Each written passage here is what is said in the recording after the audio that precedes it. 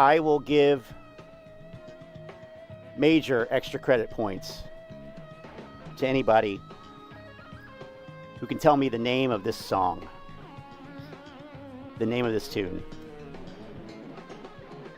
I'm just curious. I'm just curious.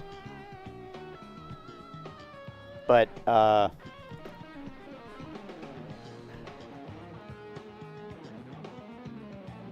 was written by Eddie Harris, popularized by Miles Davis and others. Anyway, I don't know why. I've had this kind of in my head all day. Ever since I drove to work this morning, I don't know why I had Freedom Jazz Dance in my head. And I found this version on YouTube that apparently it's not going to ding me on a copyright. We'll see. Do I trust that? No. So, this Teddy Zane problem, it is a problem, but the owl problem, that's a more pressing problem, in my opinion. So, let's start with Teddy Zane, get this out of the way. Will be easy and kind of entertaining. And then the owl problem will be equally as easy, but it is much more infuriating. So hopefully we can make it through that without busting the computer screen or anything. And okay, so Teddy Zane put this video out after the market closed regarding Rdbx. So we're going to take a look at it. Here we go. All right, man, let's do this and get straight to the point. What's up? Do I even dare ask how you guys did in the market today? Anybody telling you that you haven't learned your lesson with meme stocks, or don't get in Rdbx, or Rdbx is a scam, or any of that fucking shit? All I'm going to say is thank God for fucking Rdbx. I made $5,000, took profit today, walked with it, while I'm down $80,000 with everything else, including Tesla. All right, so thank freaking God for Rdbx, or my ass would have been cooked today with Or you would have been down 85,000? Okay. everything. So thank God for that $5 grand. 700 shares really early this morning, pre-market. She gaps up. I pulled $3,000 profit on that one, and then I regretted selling, so I got back in, watched Rdbx stall out at 18 something. It was like 18.20.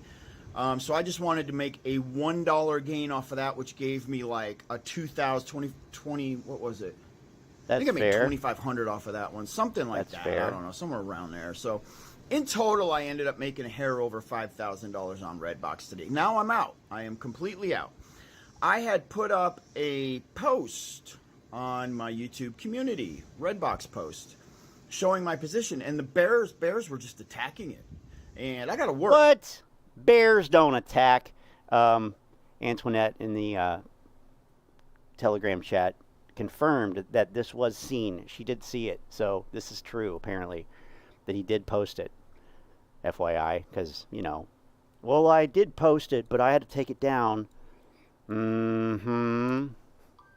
know, I got shit I got to do throughout the day. I cannot babysit YouTube, and I felt as if the bears were scaring off, you know, legit investors, and so I pulled the post for any of you wanting to know, because I just couldn't monitor the shit with all the negative bullshit going on that post, man. And it's crazy how people are trying to scare retail out of Rdbx, when Rdbx was the only thing making money. There were a couple other tickers, but I mean, come on, man. Yeah. Rdbx blew the fuck up, like we all talked about. It blew the fuck up.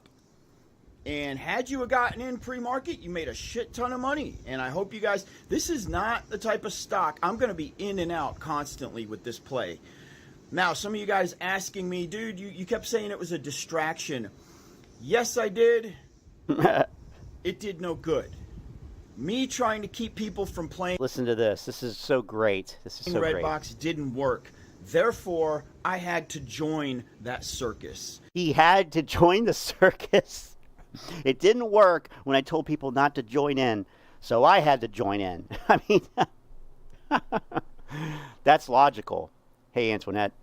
And like I said in a couple other videos, you can make a shit ton of money off a distraction. And thank God I played that bullshit distraction, because everything sold horribly, horribly. As soon as pre-market opened, my Tesla took the biggest shit it had ever taken since I owned. And it's like, what the fuck? It's doing a 3-1 split. Why is it taking a shit? Really? Okay. It makes this motherfucker's going to $1,000 after the 3-1 split. Why? What? What? $1,000 after the split? Are all Tesla investors this delusional? I think they are. I think they are. Meet Kevin. Did he get this from Meet Kevin? I just lost somebody just turned it off because I started talking ill about Tesla. Good. Good riddance. Tesla bulls. Well, it's selling off because we have the worst president in the U.S. fucking history. There is no one. Wait a minute. We can do. I gotta go back. After the 3-1 split. Why in the fuck is this? Well, it's selling off because we have the worst president in the U.S. fucking history. There is no one. We could micronize this whole fucking thing. You say, oh, this is why, and this is why, and this is why. There's one reason why. We have the worst fucking president in the history of the fucking country. Wow. Well, I mean, I did see this earlier, and I thought it was kind of funny, but just, because apparently Boss Blunts did this. Boss Bag Holder. So that's pretty good. I don't know what day this is. One of these days, right? But to blame the president for the stock market going down, yeah, bad back. Let's kick it off, as Al says. Let's kick off the inaugural comment on the screen. Well, that's not the one I wanted, but that works though. That works. It popped up. I was clicking and you snuck in there, Chris. But it never gets old. But the one I wanted was, I didn't know steroids shrunk your brain. I thought it shrunk something else. The thing that the last president assured us there was no problem. Look at my hands. There's no problem. I assure you, there's no problem. I think he's talking about, I'm not sure which president he's talking about, but yeah. Not sure what the fuck is, yeah, that's, whatever. Not going to get into politics, but I mean, shit, to blame any president for that seems kind of ignorant. All right. Anyway, Redbox to the fucking rescue. Thank you. Anybody trying to tell you that Redbox is this trap, that trap, I don't give a fuck. Okay? Redbox was the only thing that recovered money for me today. And I'm going to, guess what? Tomorrow, I'm going to try to recover more off of Redbox. Uh-oh. Wednesday, I'm going to try to recover more off of Redbox. Oh, boy. Just so you guys know, the short borrowed interest blew max over 1,000% today. Can you fucking believe that shit? Huh? Yeah. Imagine having to hold on to whatever the hell the amount of shares are. Guys, just so you do know, there's synthetic play on this. There is naked shorting on this. I'm going to say there's naked shorting on this. There is synthetic play. Okay? This, man. If Redbox... I love when people make these kind of claims from their fucking back porch when you see half their face and it's just like, and they wear, it's like a tank top. But there's no evidence. It really, lends some credence to it. But, this is all emotional. It's all emotional, all, just emotional hype and manipulation. Doesn't entirely squeeze. You got to learn some shit off of this. Because when you have it's double shorted on the books. meaning the No, and that's a good point, Chris. We're not, because I agree with you. It's entertaining, but I'm not into the schadenfreude stuff. That's not really the point. The point is just to call out, this is bullshit. There's a lot of other people who I would feel way worse about losing money than this guy, and they're not really the subject of this, but you have to attack the head of the snake, and that's kind of what I'm trying to do. So this is the head of the snake, even though it's only a half of a head, whatever. Badback says the pyramid is crumbling. You can okay.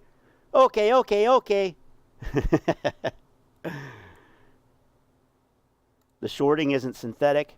The substance you put in your body for muscle growth is Teddy. No, but I mean, that's a good point though, Chris, because I agree with that. I do agree with that. The point was never to make fun of a rank and file retail investor who, is losing. You're really sarcastic all the time. So I'm never going to take anything you say seriously again. but I actually do agree with that, because it sucks. But when people put out this propaganda and they're broadcasting it,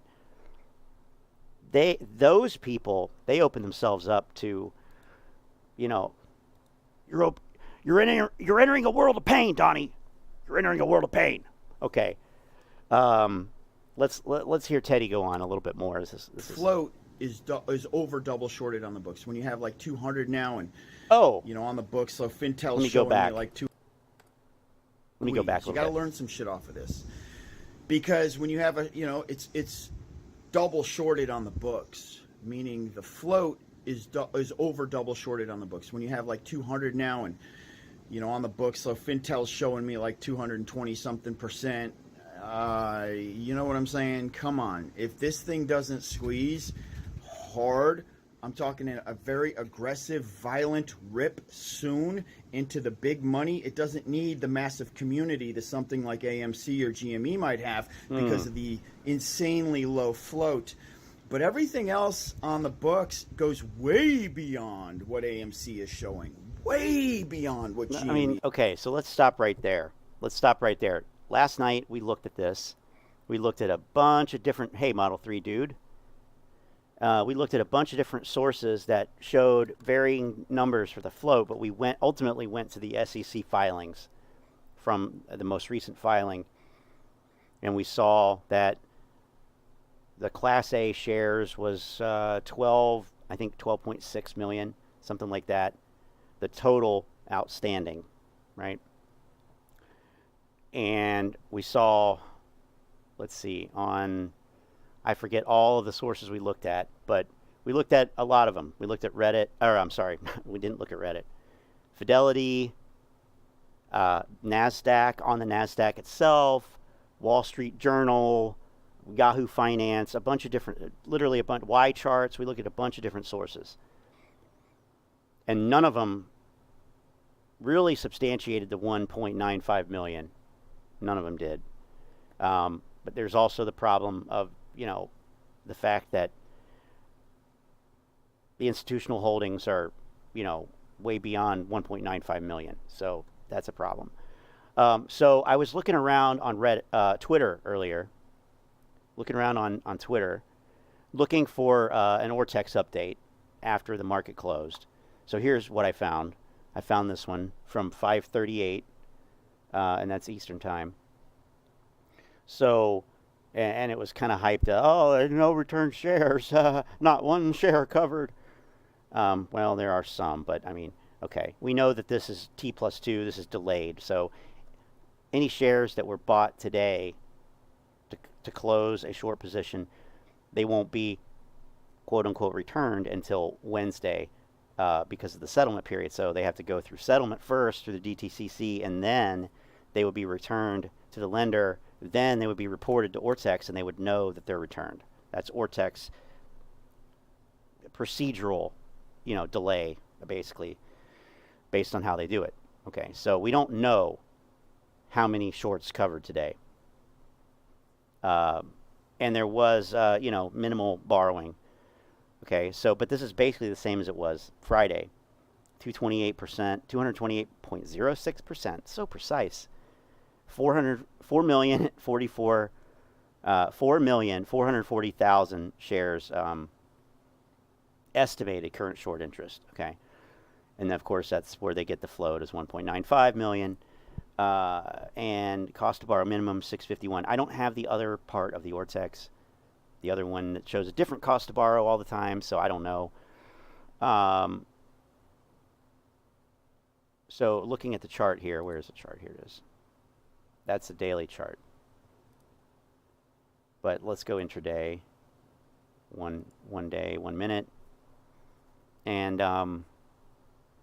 couple things, you know, stand out to me here. And I'm going to get back to the float here in just a second. But the trading volume today was 55 million. Friday it was 74 million. So, you know, a little bit less volume. I don't know why. I thought the idea was, you know, squeeze them. But also, we wouldn't have any covered shares, covered shorts from Friday until tomorrow. So I'm looking for that here, from this area right here, from all this movement up from Friday. Okay, then looking at today, reset the scale. Looking at today,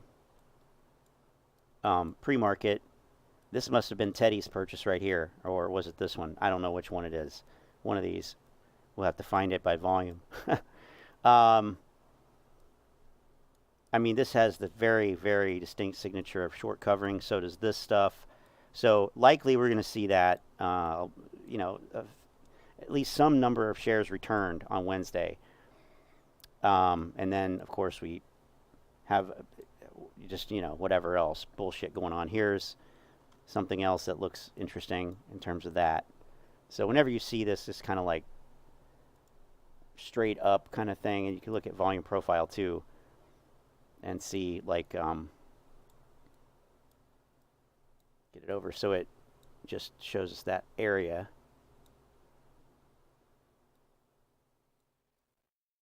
In a little bit.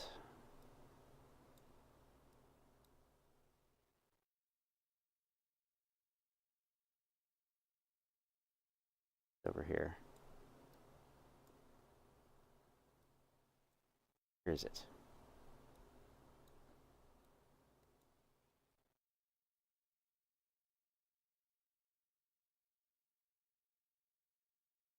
There it is. Okay.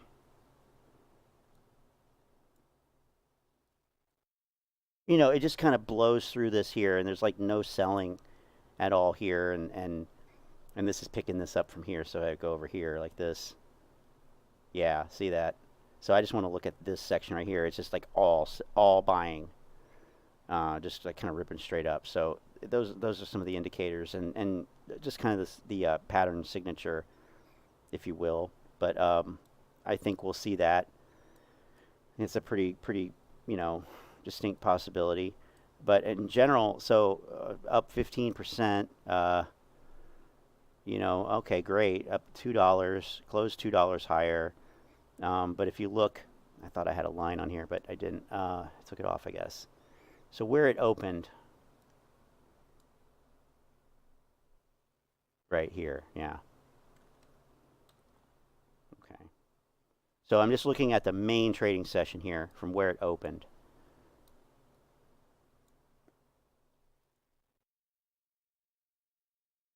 You know, and roughly where it closed, 15, 27. You know, so yes, it closed higher than yesterday, but you know, during the main session, it basically dropped 12%. So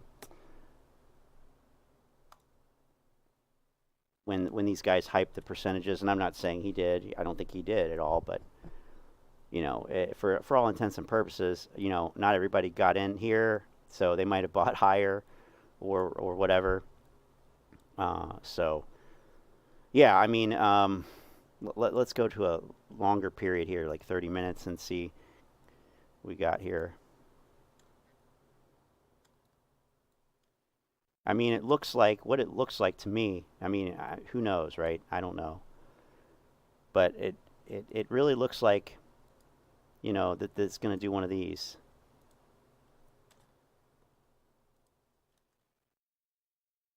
Okay.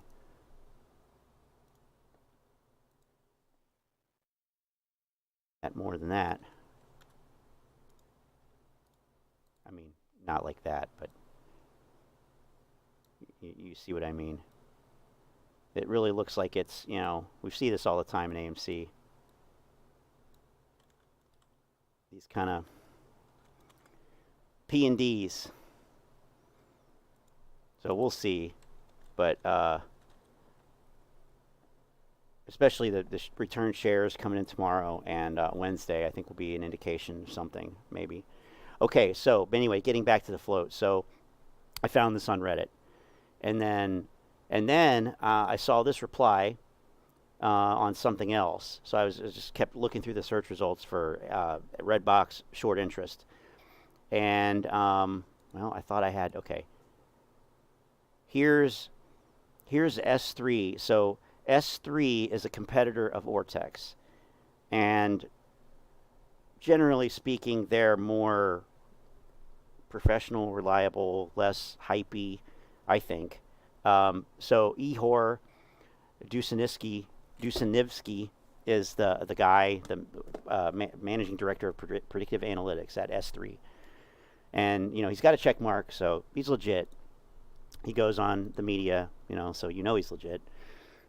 That's a joke, because so did Trey. But Rdbx short interest is $64 million. So that's the notional value. 4.89 million shares shorted. 55.34 short interest percentage of float. So that's compared to, you know, the what 228% here. Okay, and then they have another one, 35.62% S3 short interest percentage of float. And what this is, it's really actually kind of interesting. So we know that when shares are shorted, they get sold into the market, and it creates another long position. Not another share, not a synthetic share. It's not a synthetic share. It's the same share, but it's a second position that's created with that share. Right? With me so far. So what S3 does is, because what that does when a share is shorted and it creates this other long position, it effectively, and I'm doing air quotes, effectively, temporarily increases the apparent float. It doesn't actually increase the float, but it increases the apparent float. If you counted up all the long positions, see, that's the thing. Positions are not equal to shares. And that's the thing that the apes don't really understand. They want to think that one share, one position, done. If there's more than one, it's fraud, and that's not true. Not true at all. That's a fundamental thing they don't understand about the market. Positions are not equal to shares. They're not the same thing. You can have multiple positions from one share. That's the way it is. That's just the way it is. So what S3 does is they look at, okay, how many shares are shorted, and they take that information, that data, and they create what could be called maybe an apparent float. They call it the S3 float, I guess. And they figure the short interest of that. So essentially, the S3 float, or the apparent float, is the float plus all of the short positions, because they're creating an apparent second long position. So in that sense, or, you know, hence, the S3 float short interest percentage is lower, because that float, that apparent float, is larger. So I hope that makes sense. I don't know if I explained that very well, but that's what the deal is there. So that's a calculation, and it's I don't know how useful it is. I don't know how useful any of this stuff is, but to be honest, but that's what it means. If anybody was wondering why they have two, that's what it is. 600.82% fee. Shares shorted up. Shares shorted up. 227,000 shares worth 3 million, 4.88% over the last week. Shorts down 60 million in 2022 mark-to-market losses, including 10 million on today's 13.56 move. So here's the chart here. We can see going back, April. So orange line is shares short, and the other colored line is the price. Okay, great. So that's another source of data. I'm getting word Bitcoin is down. Bitcoin is down to 21,885. Okay.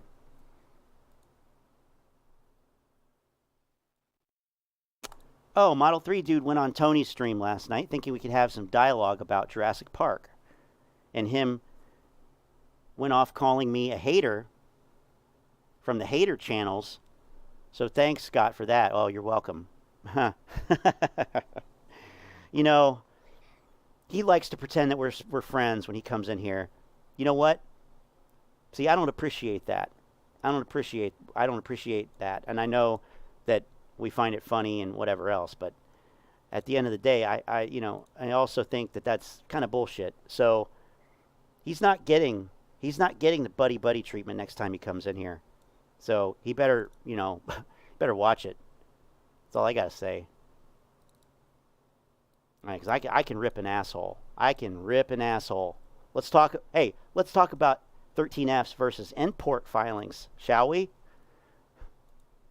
Anyway, I don't want to make it about Tony, but, yeah, hater from the hater channels.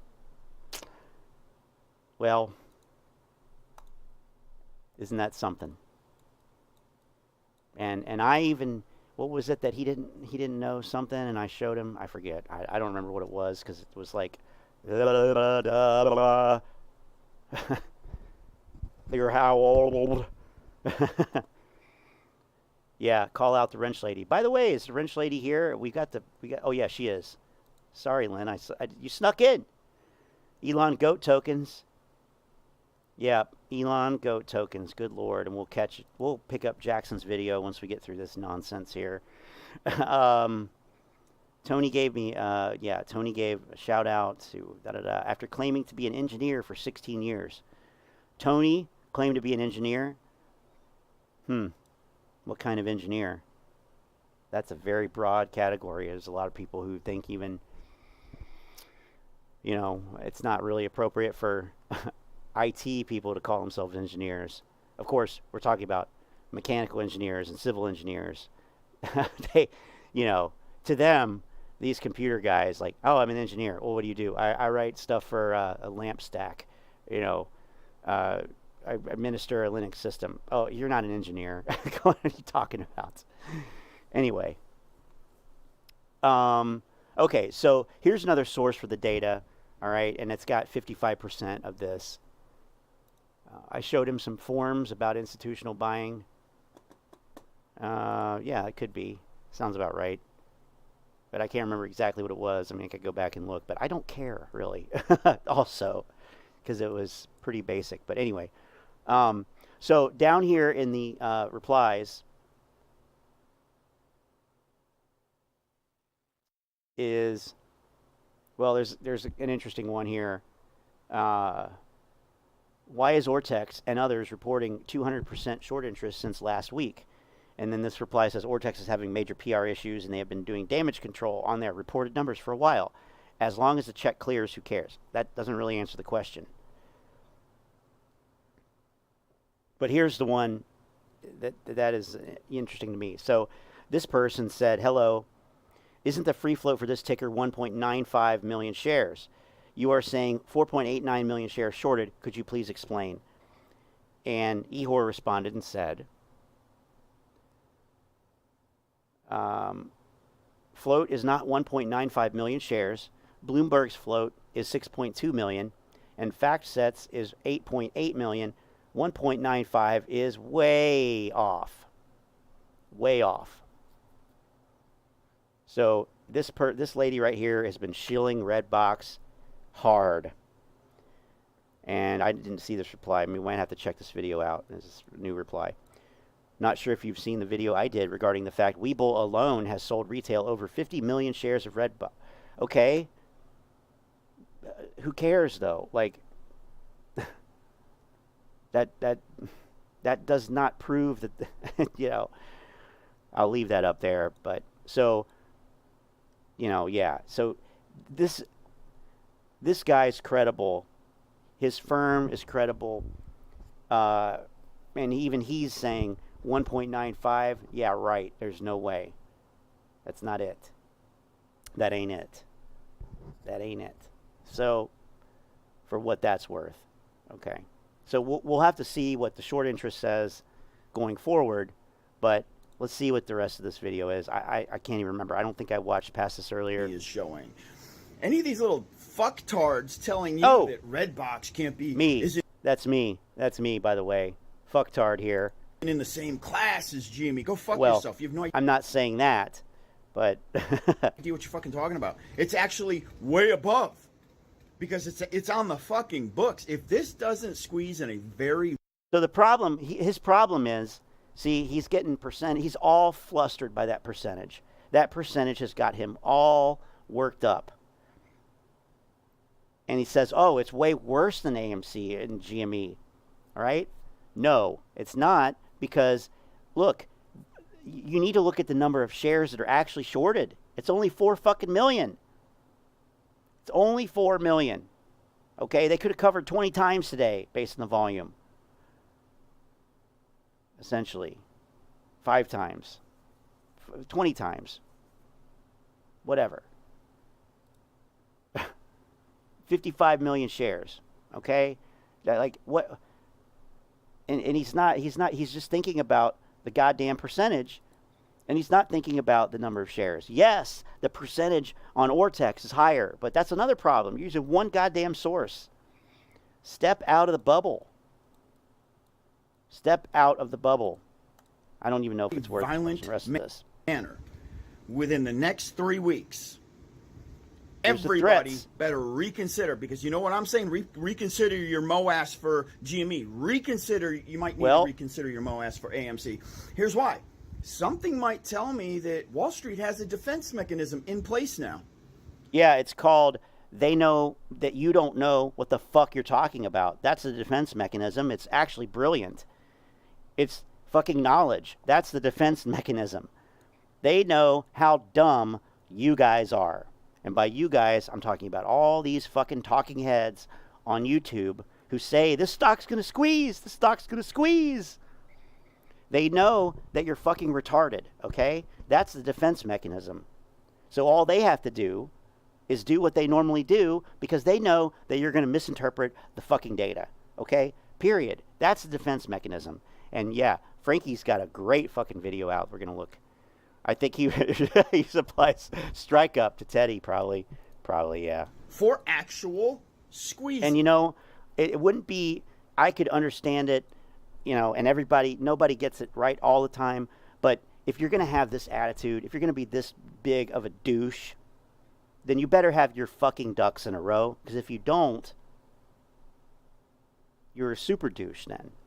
And you're going to be treated as such. You know, like, I always reserve the right to be wrong.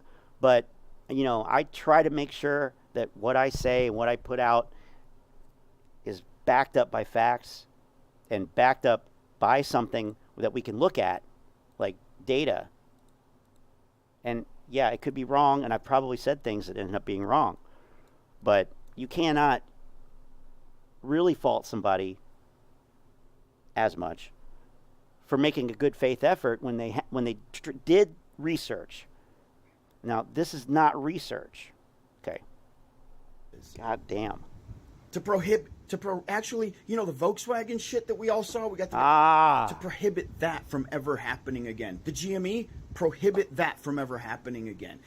Because you're never going to see another Rdbx again in your life. So did they set this play up knowing they had a defense mechanism in place for this not to violently rip into the 4, 5, 6, 700s? Because What? rightfully so, Oh my God. it's all there. All right, just so you guys know, rightfully so, Rdbx is positioned. Everything about it is positioned to rip into the 5, 6, 7, 800, even the $1,000 fucking What territory. the hell? All right, if it does not, Look, I mean, we can find a candle. I guarantee we can find a candle that has 4 million buys in it. Shit, we can probably find one with more than that. What is this one?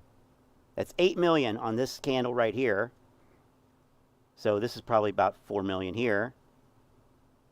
These are 30-minute candle. Okay, 3.95. Well, let's go back to Friday. Let's go back to fucking Friday. Oh, look, there's a candle, a 30-minute candle with fucking 10, almost 11 million of volume in it. And we could break it down into lower time frame, but it's not really, there's no reason to. Because here's what 11 million volume can do right there. And that's twice, over twice, almost 3 times what your magical 200% fucking short interest is.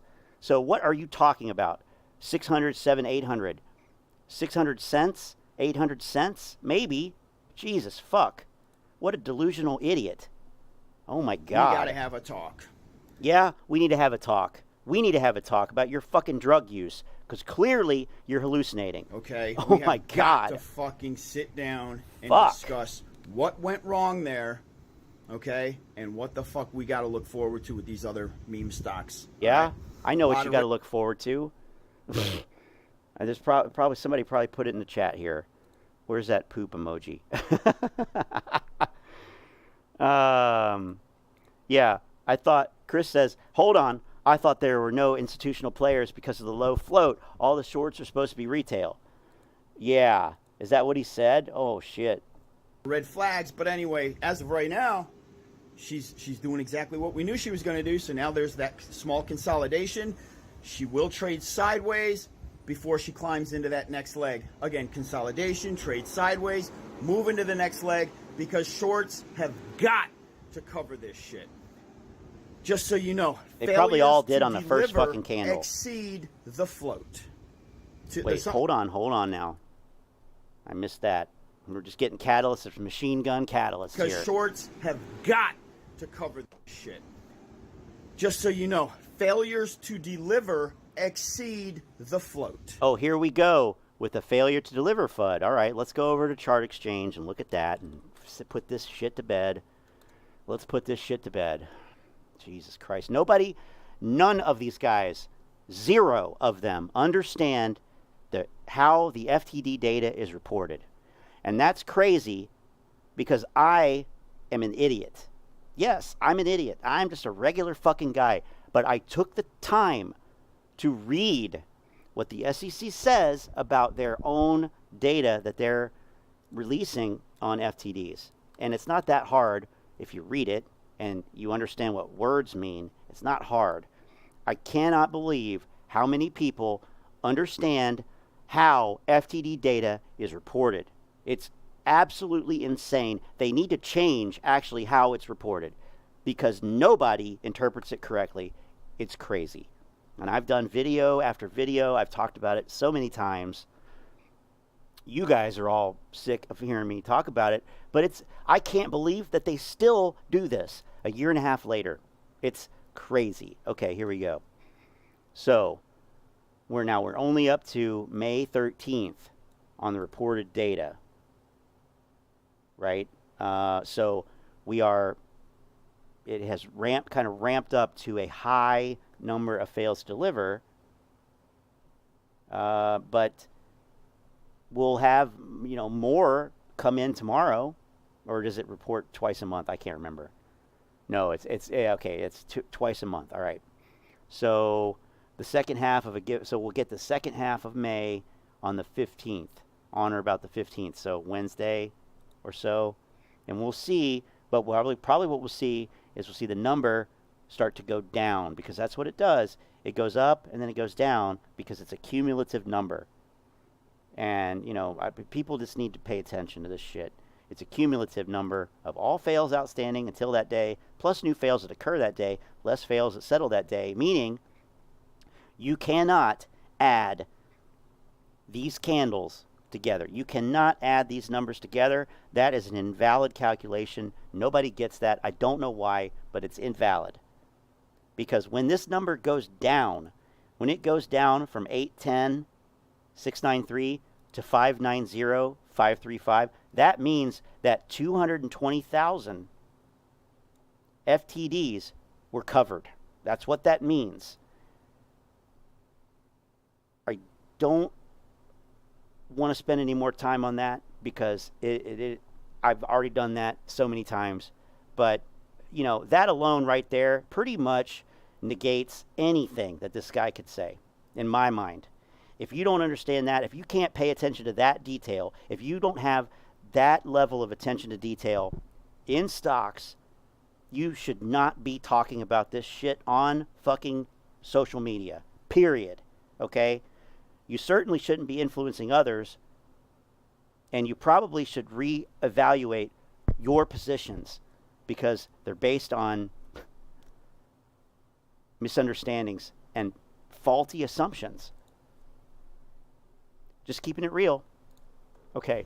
There's something like 2,500,000 failures to deliver on this thing. That exceeds the entire float. I don't see that here. Of the fucking play. How'd you get you in guys that? Following this shit? All right? Just so you know, that's why. That's why you don't say things like, oh, I think there's this many. Then fucking look at it and get the goddamn number. Okay? Amateur. Violent rip is coming. Amateur, that violent rip is coming. And if it doesn't, man, we're being fucked with hard. We're being fucked. Or you're wrong. That's always a possibility. Like, what is this? What is this fucking like mindset? If it doesn't squeeze, we're being fucked with. No. Or there's another possibility, and it's that you don't know what you're talking about. You made a mistake. Oh, you don't make mistakes. Okay? I see that another consequence of the fucking roid. What the fuck, dude? You always have... I mean, come on. Are these people adults? Is this guy a fucking adult? What the hell? Oh, no. If it doesn't squeeze by, hard by whenever, we're being fucked with because I'm not wrong. No. I could never be wrong. Go fuck yourself, dude. Come on. Jesus Christ. Fucked with hard with Wall Street. Fucked with hard by... Well, probably are being fucked with hard by Wall Street, but, Jesus Christ. They do not understand how the FTDs are created. And there's the problem. They don't understand how they're created. They don't understand how they're reported. They don't understand that most of them are fucking covered. That they're, when the numbers go down, they're covered. It's just ridiculous. It's ridiculous. I mean, what do you think happens when your share is on loan of a stock and you sell it?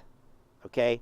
Like, there is a perfect example because that share has to come back. They have to get it from somewhere. They're not going to, so it's mostly administrative. I wish that somebody from the inside would come out and talk about this, like with examples, like, okay, here's, I'm not Susan Trimbath. She's such an idiot. No, everything with her, FTDs are naked shorts. They're all naked shorts. Obviously not. Obviously not. But, I mean, there needs to be some actual sense that is talked, into this community in terms of FTDs and what, can cause them. They can come from all kinds of different shit.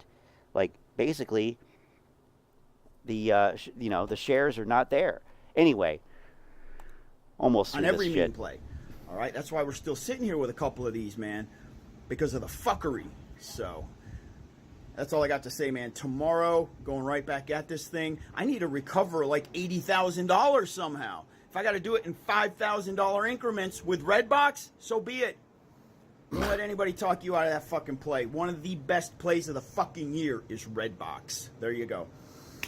I got to get in the pool, guys, because there's a heat wave coming through Alabama, and it is melting everything. All right. Yeah, including your brain. All right. So, that's the Rdbx deal. And we'll see what happens. But, you know, like I said yesterday, it might go up. It might even squeeze. But, you know, the data that they're using to make these determinations is completely flawed. And now we have another source, you know, that's confirming that. We have another source for, well, we have that one, but we have the S3 that, you know, is much more reasonable. So, but let's see if this video, I mean, I'm sure this is terrible, but I actually called this woman out the other day on Twitter because it was just garbage. You know, she was putting out this shit. Oh, no, not 11 minutes.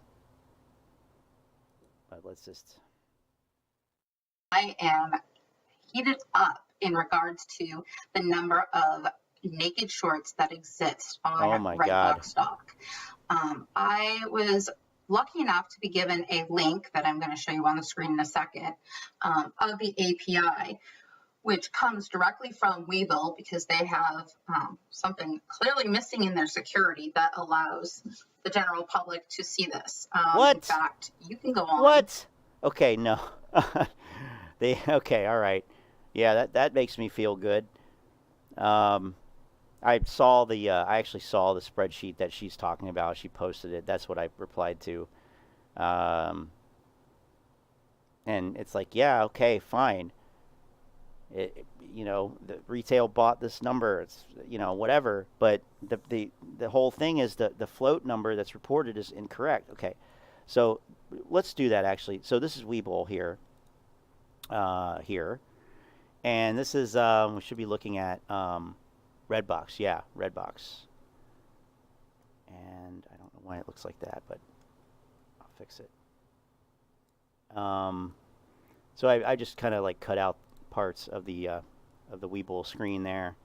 So this is the order flow distribution, and this is Webull on Rdbx, and it shows outflow. This is millions, 249.9 million versus inflow of 196.23 million. So larger outflow or sells than inflow or buys. So again, we saw this on Friday, I believe, here, or maybe it was the opposite. Actually, now forget. But you can see large orders, 104 million.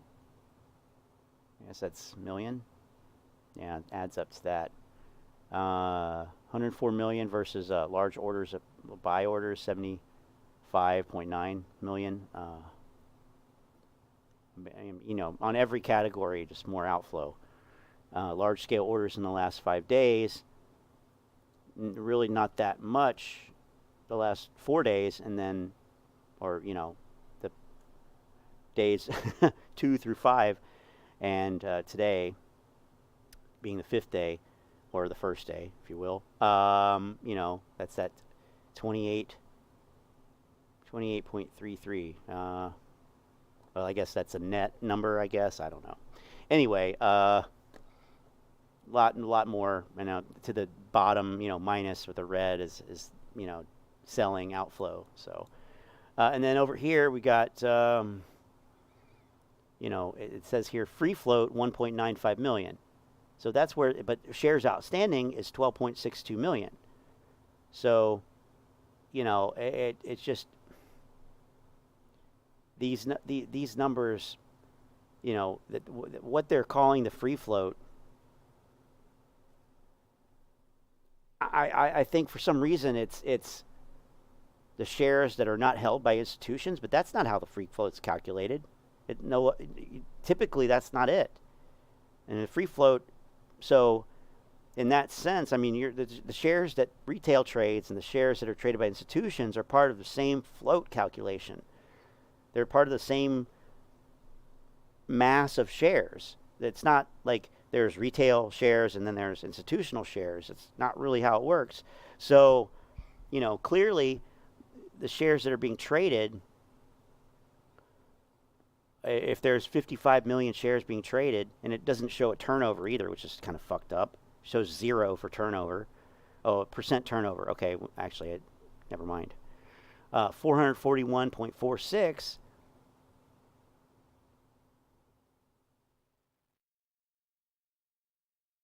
Percent. Okay. Right. Okay. So that's let's see here. Okay. Just to make sure. So what float calculation are they using for that? I mean, that's got to be the 12.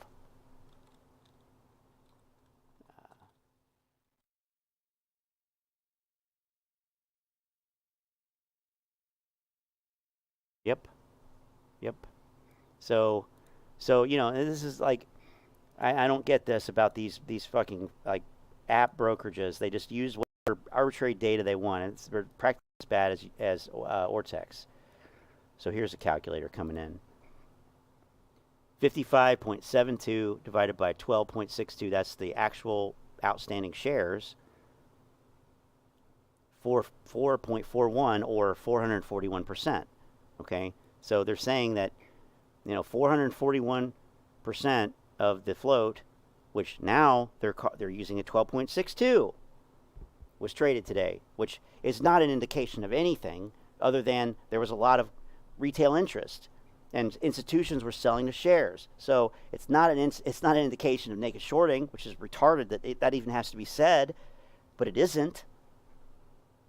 Okay, so, you know, it's just this data is all over the place. And then we have stockninja.io, which, check this out. I mean, how outrageous. I mean, I got so many letters to write. I have so many fucking complaint letters to write all over the place because this is ridiculous. Absolutely ridiculous. So remember this. We looked at this yesterday. Stockninja.io.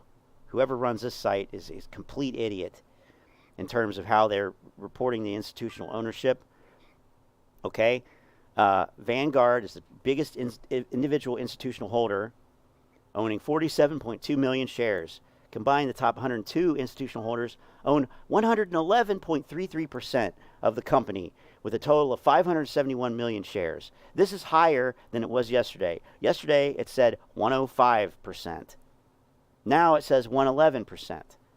Well, that's because some institution reported and they just added it on like a bunch of idiots. I mean, who is running this site?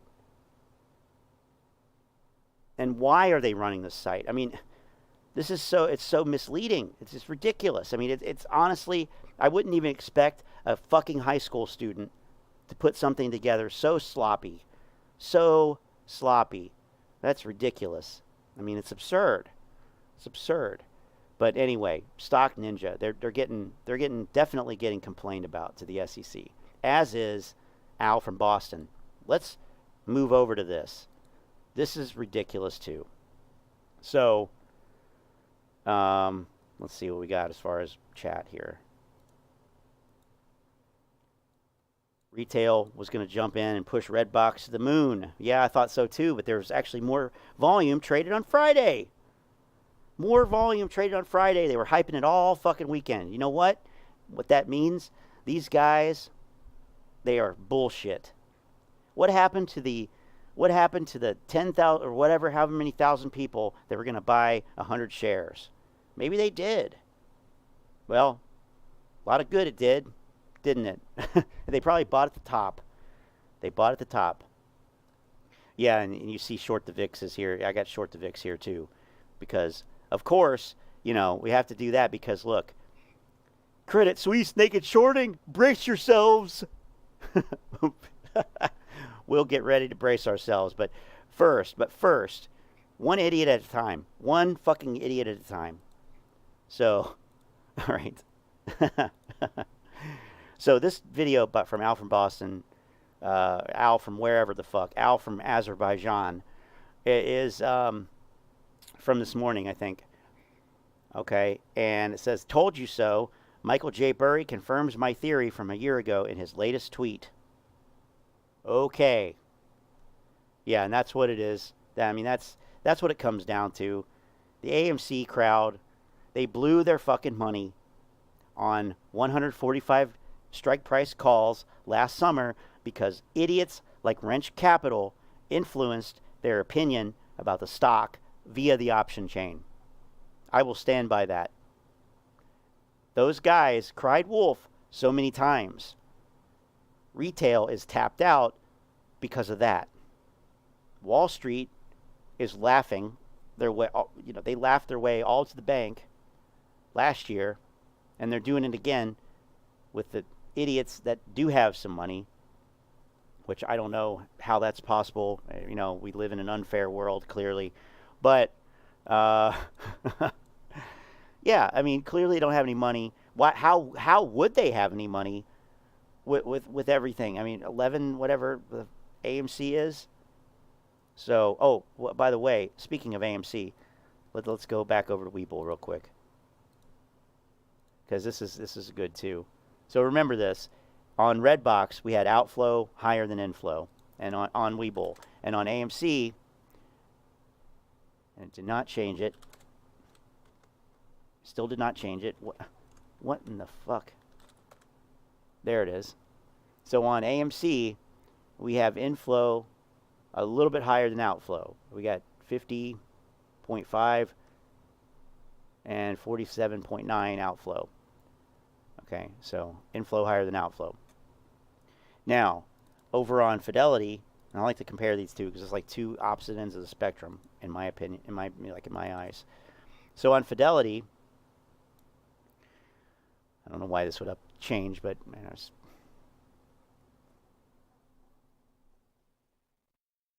okay, so let's do Redbox first. Redbox, we had 3,062 buy and 2727 sell. Now, it's not apple-to-apple comparison because the other one is in dollars. This is in orders. But, you can kind of get a sense. And then on AMC, remember, on AMC, buys were like a little bit more than sells on Webull. Over on Fidelity, buys are way more than sells. 3,200 versus 728. So, interesting. I wish that they had the same comparison, like both either orders or both nominal dollar amount. That would be nice, but of course not. Nothing is easy when it comes to data about the stock market. It's kind of ridiculous, but okay. So, to quote Short the VIX, brace yourselves, here we go. To quote Short the VIX, I'm referring to this Out from Boston video. Okay. Okay, 1 million a share. Why do I feel that there's a possibility or feasibility, better yet, that this stock can go to $1 million? Very simple. I have been looking back since 2015. This is so good. I mean, you guys are, oh my God. Okay. For patterns, right? Everybody knows Sam, Astro guy, on Twitter and on YouTube, right? He's got this fractal theory I wanted to point out. See this pattern right here? I noticed this pattern as well as other patterns over the past. Wow. Look at this pattern. I mean, double Dorito pattern. Remember when he came out that shit last year? How stupid. Okay. 5 years, starting from 2015. All right, let me go back. Twitter and on YouTube, right? He's got this fractal theory I wanted to point out. See this pattern right here? I noticed this pattern as well as other patterns over the past 5 years, starting from 2015. All right, let me show you what I'm talking about. They get this price really high, then they drop the price. They short it. They do a put all the way down to another price. They make it really high, and then they drop it down, short it. They use a put. What? Okay. Stocks go up and down, right? They get this price, all right, over the past 5 years, starting from... Okay, we're talking about a multi-year here, over several years, okay? This sounds like somebody who does not know anything about the stock market, honestly, and is being fed information. 2015, all right? Let me show you what I'm talking about. They get this price really high, then they drop the price, they short it. They do a put all the way down to another price. They keep doing this over and over again. They did this like a dozen. I mean, are you hearing this? What in the fuck? They make the price really high, and then they short it down to another price, and they keep doing this over and over. Dude. What? What the fuck? You're describing stocks going up and down.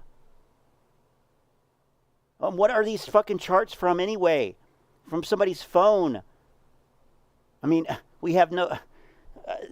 how is this fucking legitimate DD? Oh my God. Listen to it again. It's retarded. 5 years, starting from 2015. All right? Let me show you what I'm talking about. They get this price really high, then they drop the price, they short it. They do a put. He really did not know what he was trying to say there. That's very interesting. That pause. All the way down to another. And by the way, what they do a put? What? They do a put. Yeah, okay. They do a... That's a put. That's what a put does. This guy is clueless. He's fucking clueless. Oh my God. They keep doing this over and over again. They did this like I've never been more fucking convinced that this guy is absolutely clueless as I am at this moment in time. At this moment in time, I know he is clueless. I know it. All the way down to another price. They keep doing this over and over again. They did this like a dozen times. Look at this fall right here.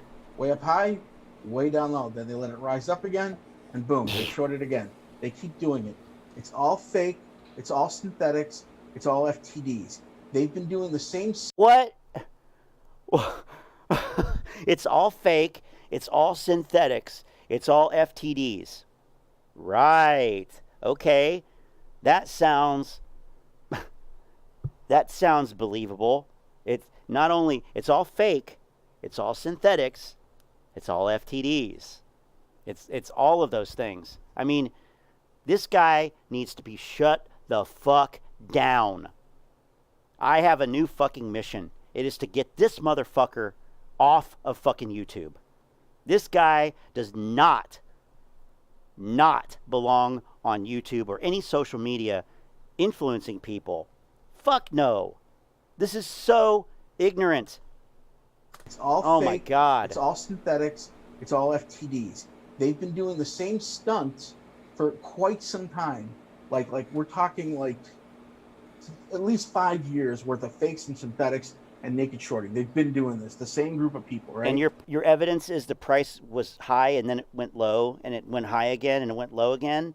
Like that's some fucking kindergarten shit. Seriously, this is now laughable. Look at this. Look Oh at my this last God. month. This was 2017. It was at $31. Last month? What? What did he say? Fakes and synthetics and naked shorting. They've been doing this. The same group of people, right? Now look at this. Look at this last month. This was 2017. Month, okay. It was at $31 in May, and by August, it was $12. It's billions of dollars that they made. Billions and billions of dollars. Okay, so it's insane to me, right? What are they doing? You know, the last... That's because in your country they probably do it differently, you know. But yes, this is what happens. This is what happens when you try to work to change things.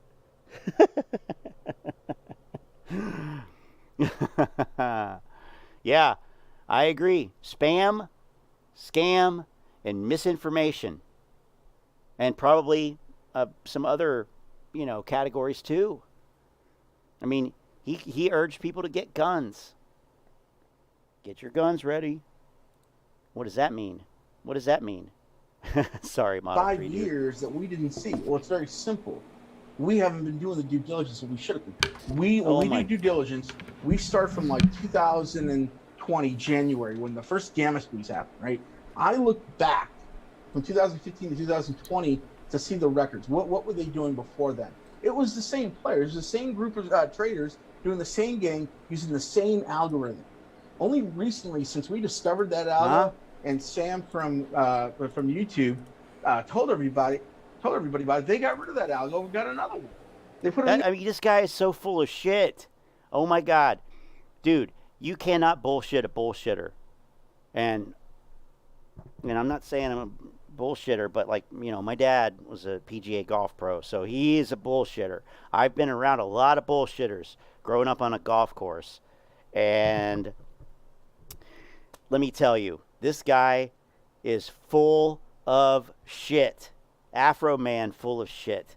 He is so full of shit. Like, people didn't know about the algo. They were using the same algo for years until Sam, or also known as Astro, exposed it on YouTube. No, I'm sorry, Al and Astro. You looking at a stock and thinking that you see a pattern, that is not a fucking algo. It's not. That's not an algo.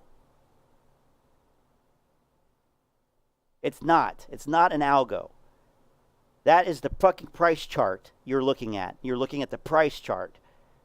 You have no idea what algorithms are running on what, by what market participants in the market. You have no idea. Why are you saying that? Well, I know why. I mean, but seriously, why? Oh, Manny, no. No malicious. Throw us off. But I'm telling you right now, we are grossly underestimating how many FTDs there are, where they're hiding them, where they're hiding them. I love this idea. Let's just box up the FTDs and put them in fucking Fort Knox. They'll never find them there. I mean, seriously, oh my God. Fakes and synthetics are out there. It's an astronomical. There are no shares. Shares don't exist. They're literally entries in a fucking computer at the DTC. So there literally cannot be a synthetic share. It doesn't even make sense. It makes no sense whatsoever. Oh my God. And I would say between 20 billion and above. I'm just being honest with you. Oh my God. 5 years worth of this shit, there's 20 billion of these things laying around. That's why my conservative estimates are the floor is probably between $85,000 and $100,000. Okay, the ceiling absolutely can be. You can absolutely make $100 million, $1 million a share. There's no question about it. All right, there's that many fakes and synthetics.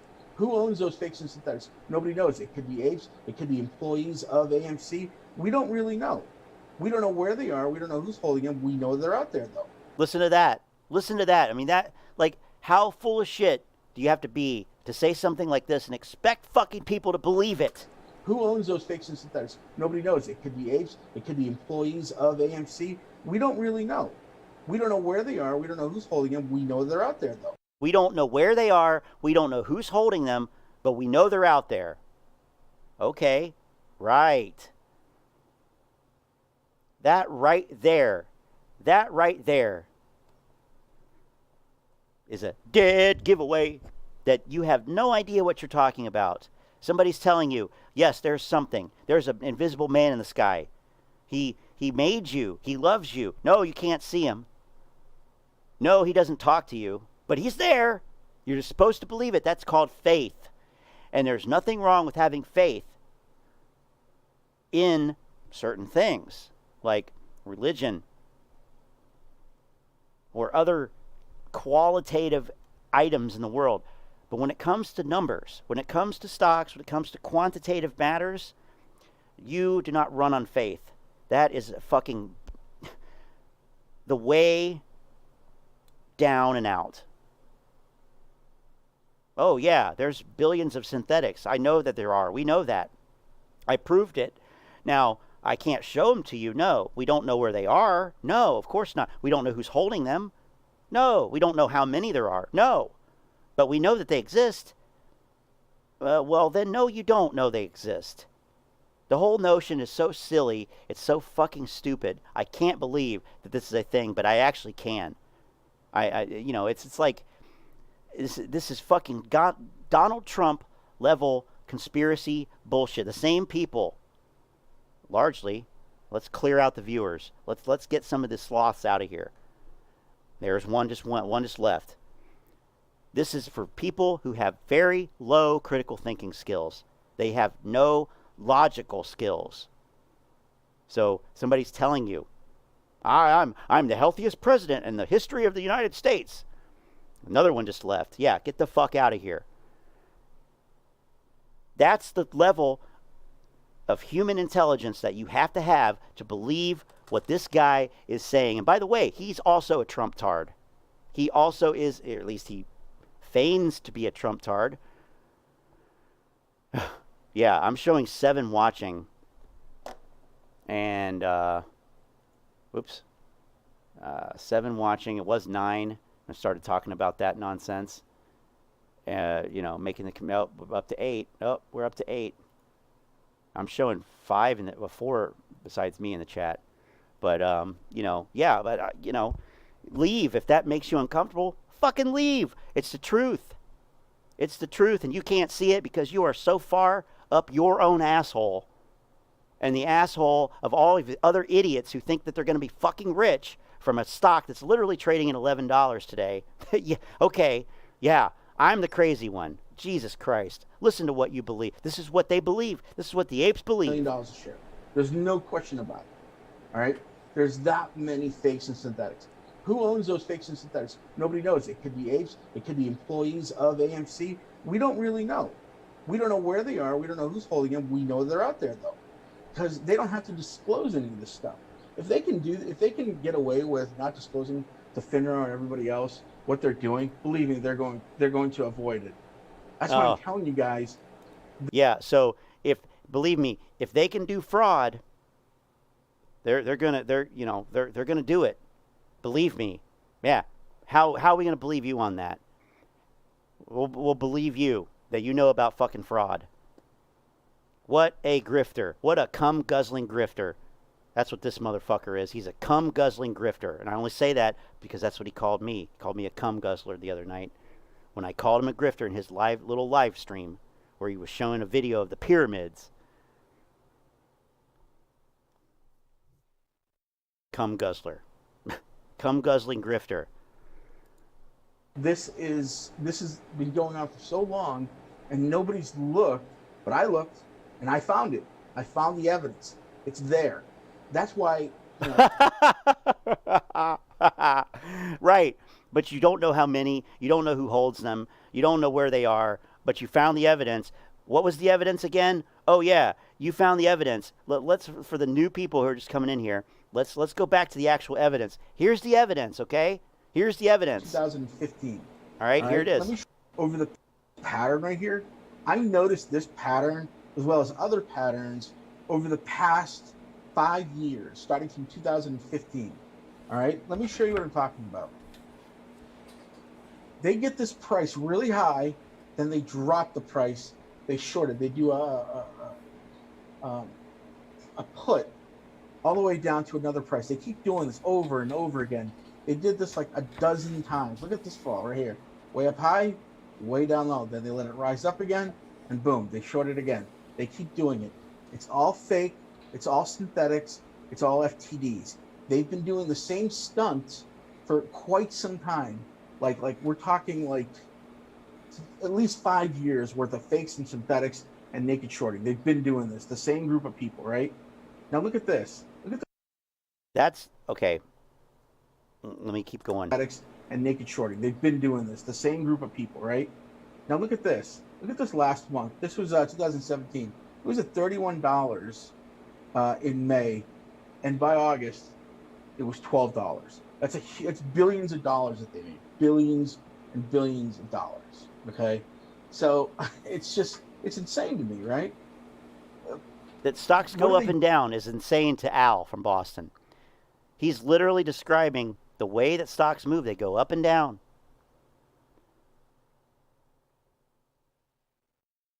This is what the apes believe.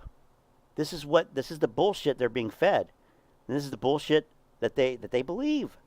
So that's the evidence he's talking about. That's what he's talking about. The stock is way up here, and then it went way down here. And then it went way up again, and then it went way down again. That's the bombshell evidence. That's the smoking gun right there. Come on. I mean, this is kindergarten shit. This is fucking kindergarten shit. There's 20 billion of these things laying around. That's why my conservative estimates are the floor is probably between $85,000 and $100,000.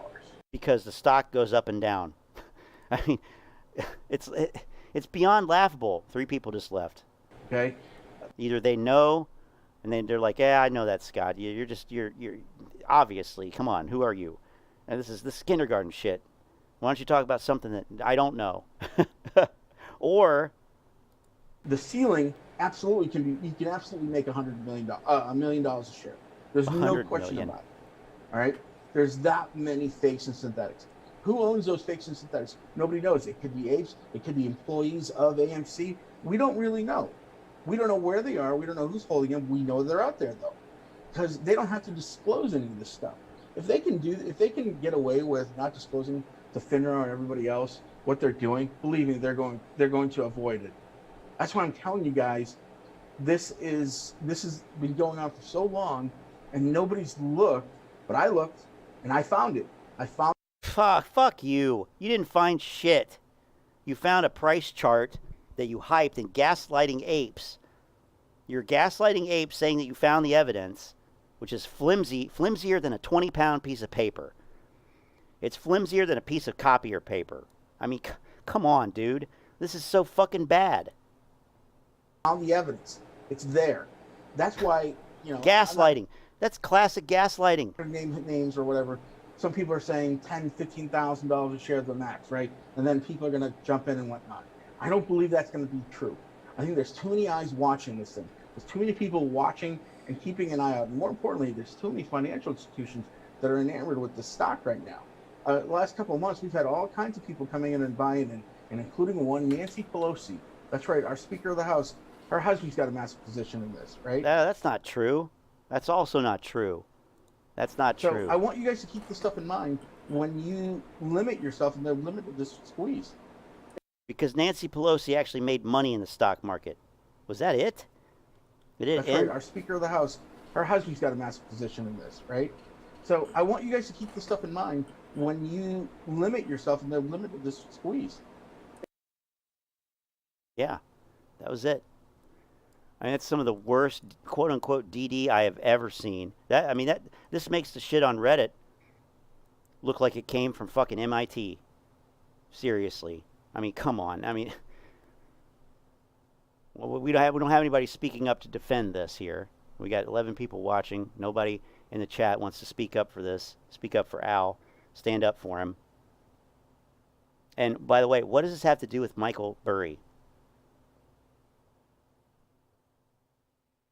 How does it confirm the theory? I really don't know. Oh yeah, he's Harvard educated after all. That's right. Yeah, I forgot about that. Harvard Night School. Right. He doesn't, and that's exactly right. Paul Pelosi I think is his name. Paul Pelosi. He didn't have a position. The fund that they are in, or that he managed, or he was had something to do with. They had a position, had a position, but he didn't buy it personally. I don't think he has to disclose that anyway. But I mean, the apes hate Nancy Pelosi because the right hates Nancy Pelosi, and so let's make her another villain in this. Makes a lot of sense. If you're running a grift, it makes a lot of sense. Okay, so this is terrible. I think this was a part of an old video that he did, that he re-uploaded or whatever after he left because of whatever happened. But he thought that he was so proud of this that he re-uploaded it. And I have to say, this is some of the worst shit I have. I mean, this makes Short the VIX look like a genius. It really does. Okay, let's go. Speaking of which, let's go here. So the first part of this video is damn normal shit. You know, we're going to talk about this. We're going to talk about ortex. Maybe we'll pick up the ortex. Pick it up at ortex. And then we'll go into this Credit Suisse naked shorting. All right, here we go. I check, make sure the volume is not too loud or too soft. Is going to be saying. Now, I do want to come over here and talk about AMC's Ortex data. 22.44% estimated short interest right now, 19.07% average cost to borrow, 25.55% max cost to borrow here. So still really, really wild numbers. We have 293,000 net borrow of shares today with still over... One might even say that's a boatload. A boatload. Over 190 million shares on loan, about 37% of the free float. These numbers are absolutely insane. If we end up eventually seeing that reversal in the market and AMC gets some bullish momentum, this is going to look absolutely nasty in terms of upwards price action. Now, taking a look at GME over... Okay. Right. Good assumption. Very good. Here quickly, 22.4% estimated short interest, 33.94% average cost to borrow, 70.15% cost to borrow max. So we're still seeing crazy numbers on GameStop as well. Now, expanding on what we were talking about from yesterday with the max pain, because a lot of people were expecting us to really start that trend up to that $18 max pain. But what we were talking about in yesterday's video is that one, most likely max pain was going to come down a lot lower due to additional call buying last Friday and what we are going to see today. And that's exactly what we saw today. Max pain went from $18 to $16 with some more call buying. And again, I would expect... Look at that. He's proud of the fact that he called that max pain was going to be down. He's not right about anything else about the stock, but he's right about that. Oh, wow. Good job. Short the VIX. Just to come down a little. You want a gold star? A bit more. And the key thing that I want you guys to think about too is that there are really no guarantees ever that we are going to end up finishing around max pain. If you guys watched yesterday's video. Can we just expound on that a little bit? There's no guarantees ever of anything in the stock market. Period. Especially when you get your information from YouTubers. And I'll add this, who use sites like Swaggy Stocks and StockNinja.io. But there's no guarantees of anything. It's like, there's no guarantee we're going to finish at max pain. Okay, I'll agree with that. But there is a guarantee that it's going to be a massive short squeeze and you're all going to get rich and you're going to sell for $1 million a share. Okay, well, how do you get from here to there? I have no idea. Max pain pinning is a theory, and it is not an exact science. We have seen AMC close around max pain a couple of times in the past, but it is not an exact thing and an exact predictor of where we are going to close on any given week. Now, I want to bring your guys' attention over to this situation with... Okay, so here we go. Credit Suisse naked shorting. Credit Suisse that is starting to unravel. So we have this form right here about Credit Suisse. So we have a background section right here, but I want to bring your guys' attention down to... Look, we have a background section here, but I'm not going to read it. I'm not going to give you the background. I'm just going to cherry pick something. So let's cherry pick. All right. Page 2. From February 2015 through November 2019, Credit Suisse reported short sale transactions to the TRF and the over-the-counter reporting facility without short sale indicators in violation of FINRA rules 6182, 6624, and 2010. Then in addition, from February 2015 through April 2022, so 7 years, the firm also failed to establish and maintain a supervisory system, including written supervisory procedures reasonably designed to comply with FINRA rules regarding trade reporting of short sales in violation with these FINRA rules that are listed down here. Now, when we come down a little bit further, we start to see a little bit more of this information. Okay, well, before we get to a little bit more, I'm going to go back to this.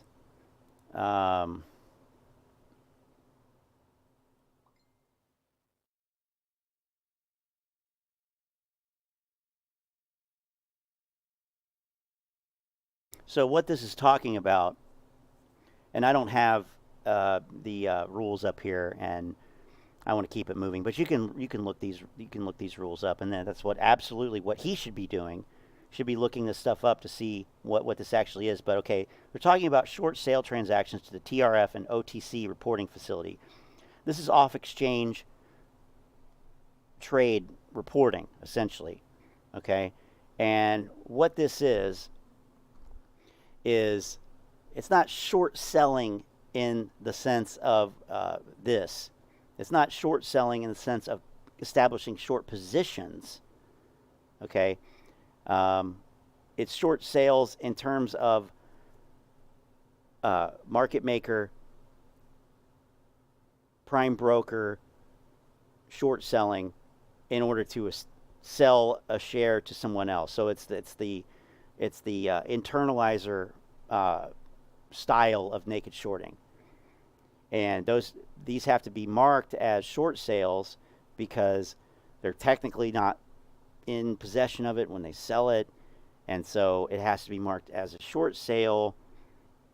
Another part of it is establishes a long position, but this is all over the place. You can go actually have somewhere here FINRA here. This is the let me go up to the top. This is the Credit Suisse broker check report from FINRA. And I was just kind of scanning through it here, and you can go down to the sections called disclosure events, and that will be all of the, and there's 633 pages, so there's a lot of shit in here. But you can see all of this stuff, and actually, I don't know why. Maybe he will jump ahead, because I saw here. I mean, here's a $500,000 fine. I mean, these guys get fined all the time. All of them do. Citadel gets fined all the time too. And that hypothetically, that one that he's reading is in here too, but it's from several years ago. Let me get up here a little bit more.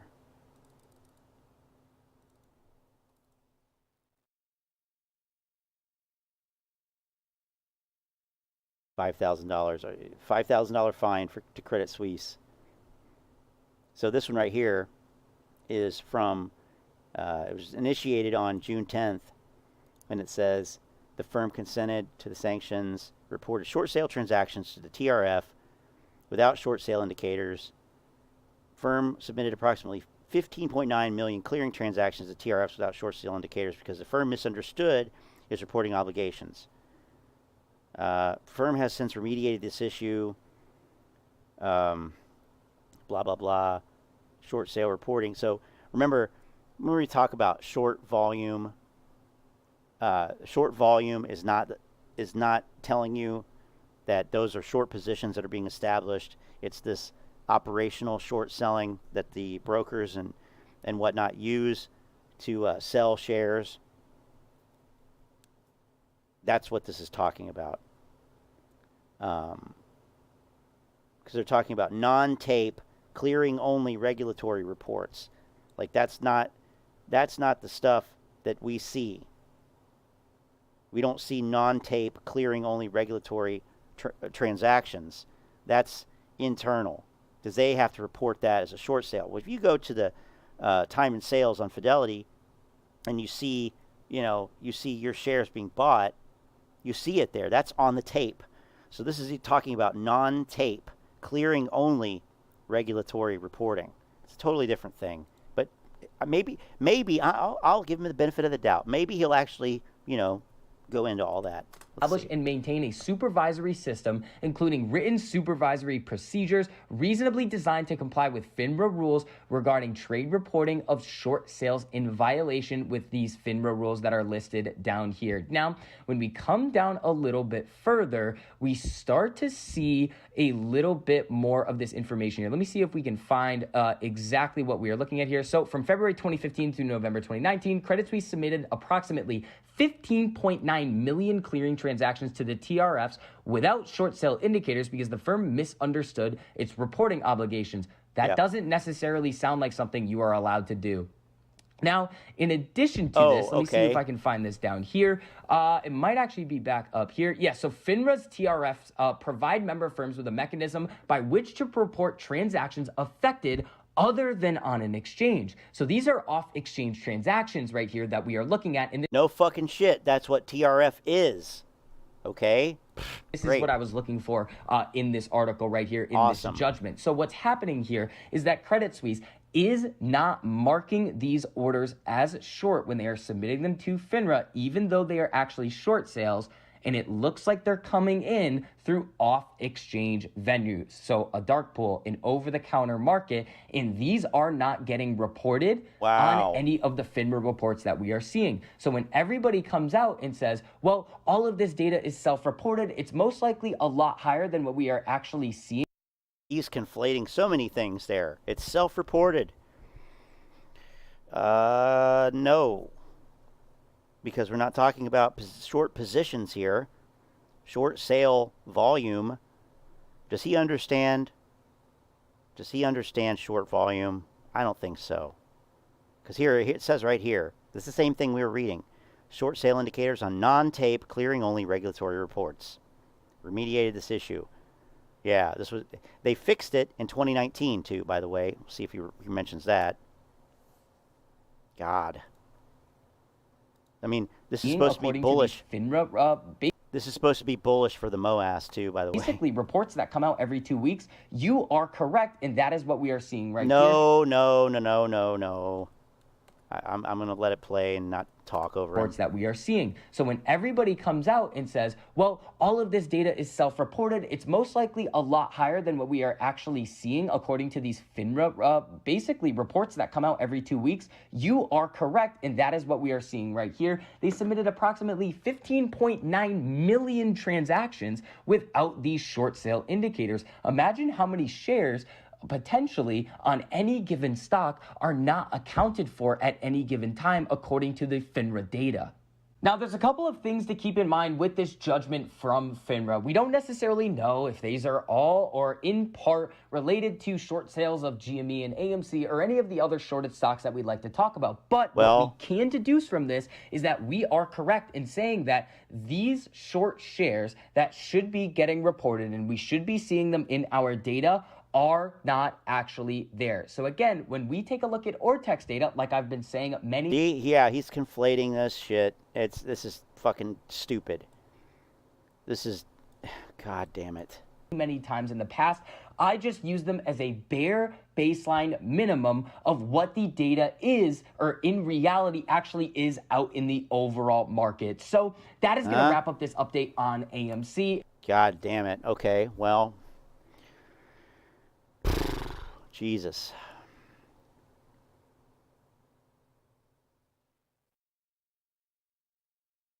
That was the first disclosure here.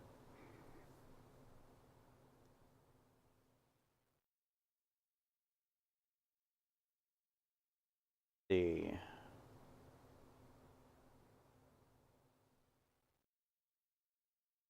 Over-tendered. Okay, this is another one. This is a different one. The firm consented to sanctions and the entry of findings that it over-tendered 85,000 shares on behalf of an affiliate in a company.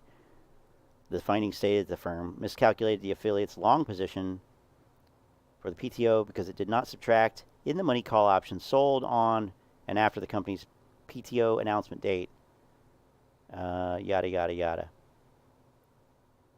Supervisory review. Violated, blah, blah, blah. Document and maintain risk management controls to prevent the entry of erroneous orders. Failed to establish a system, blah, blah, blah. Risk management controls. Risk management controls. Risk management controls. Risk management controls. They have a problem with risk management controls. Submitted orders with an inaccurate capacity to Edge A and failed to maintain accurate books and records relating to the capacity of such orders. When was that? Date initiated 3/4/22.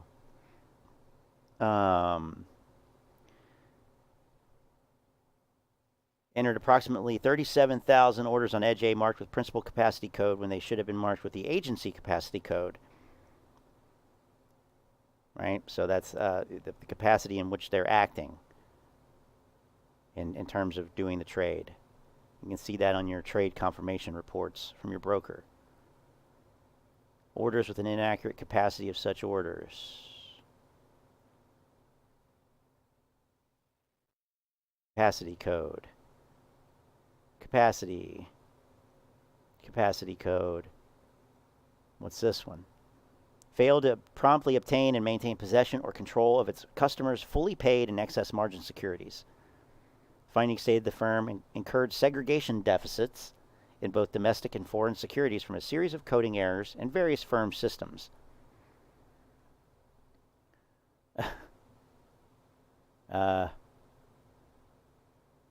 Okay. Whoa. As a result, the firm incurred hindsight reserve account deficiencies of between $426 million to $3.9 billion.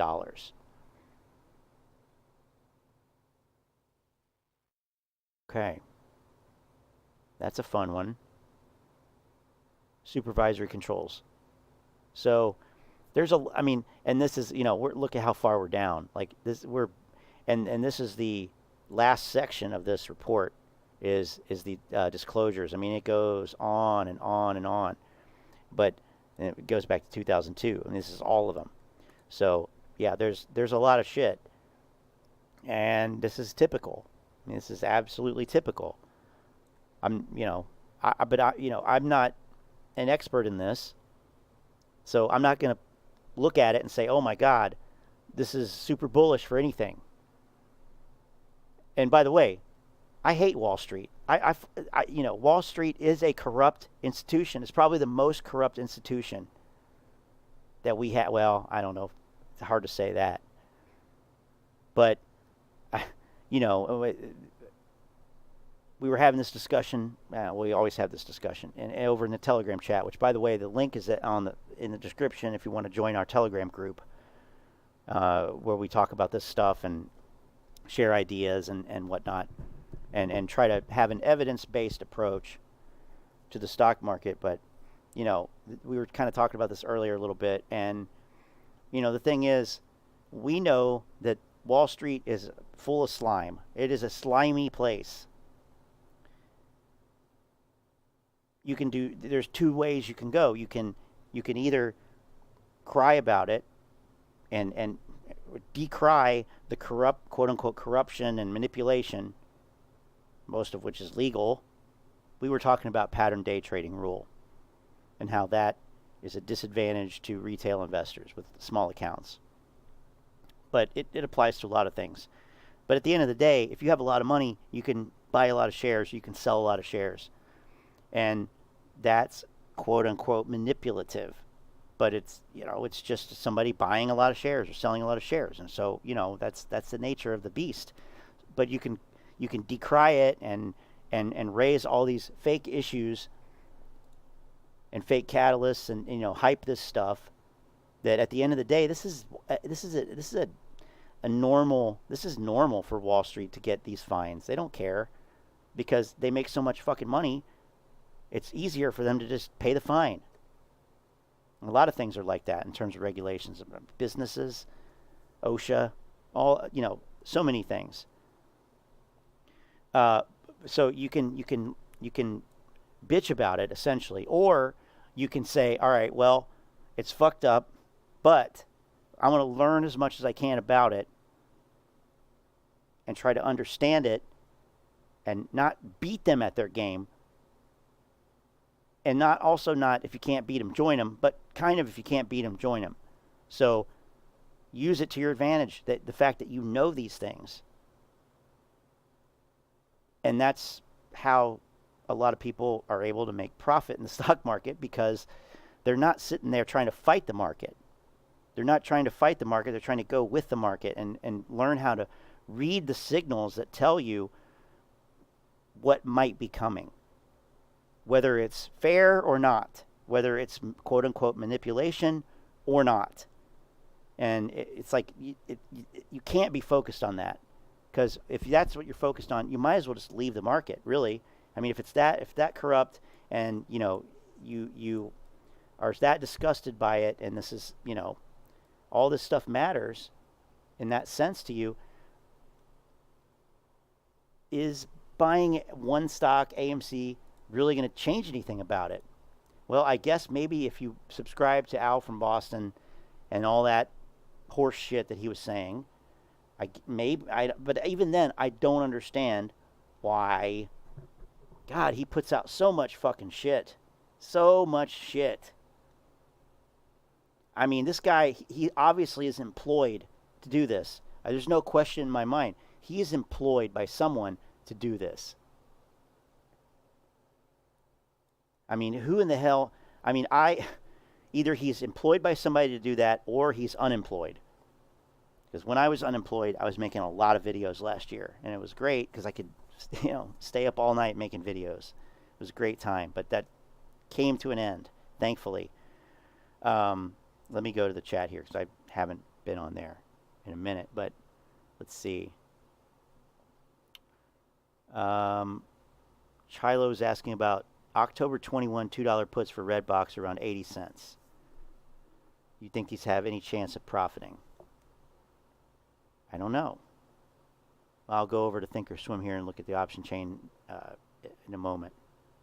So Model 3 Dude says there's a tender offer for Redbox at 4.5 cents per share. So from that, what would think is going to happen? What would you think is going to happen? Credit Susie was Common Sense Investor. Yeah, that was Common Sense Investor. Credit Susie. I thought he was saying that to be funny. I think he was just saying it. That's how he says it, maybe. If a company had access to Redbox books and said, we'll give you 45 cents or 4.5 cents, I guess it's 45 cents. Why would you pay more for it? Redbox put seems insanely cheap. Yeah, I mean, that's extremely out of the money for a put. So let's go over there.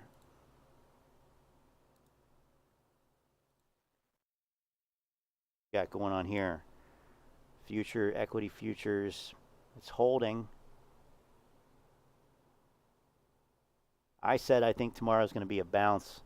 I don't know. Don't hold me to that, but that's what I think. Okay, October. The $2.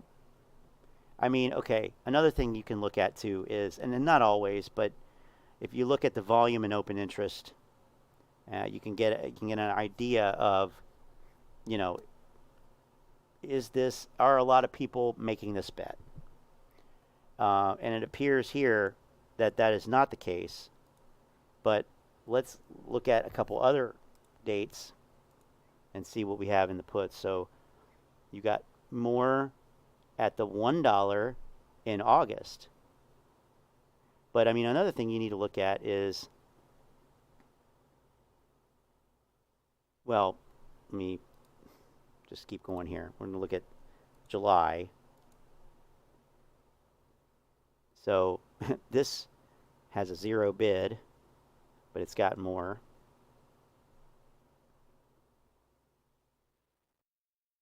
And then finally this week, or this month actually. Yeah, so that's kind of crappy. And let's go out further. So here's November. So November's got decent open interest. 2,500 on the 1, and a lot more open interest down here, but these are more expensive because they're further out, obviously, in time. But what also, let's see, let's compare these. Oh.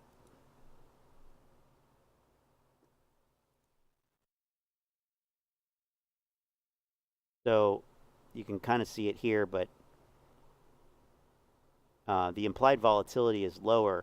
The further out you go, the lower the implied volatility generally.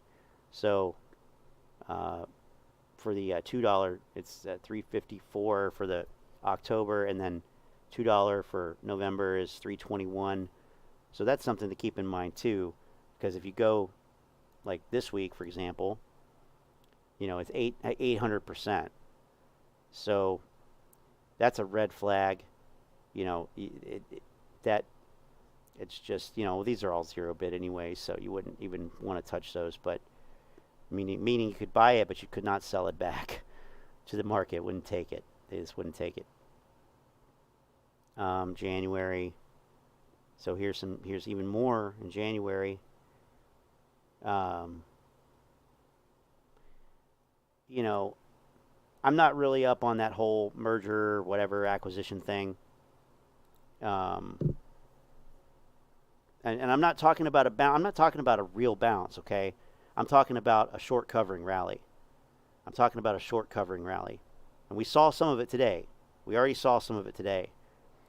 At least in the NASDAQ.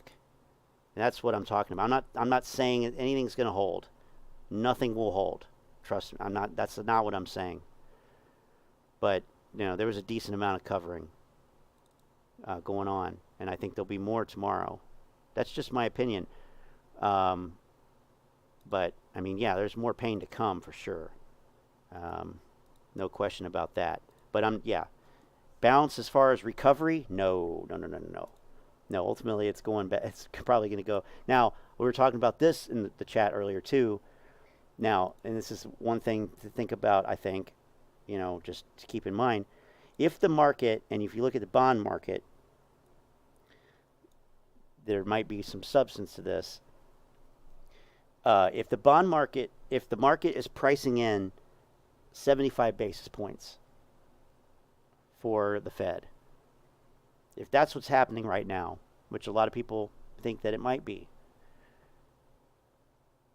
and we get there, we're there now, or we get there tomorrow, or whatever, and the market has priced in that rate hike, then Wednesday,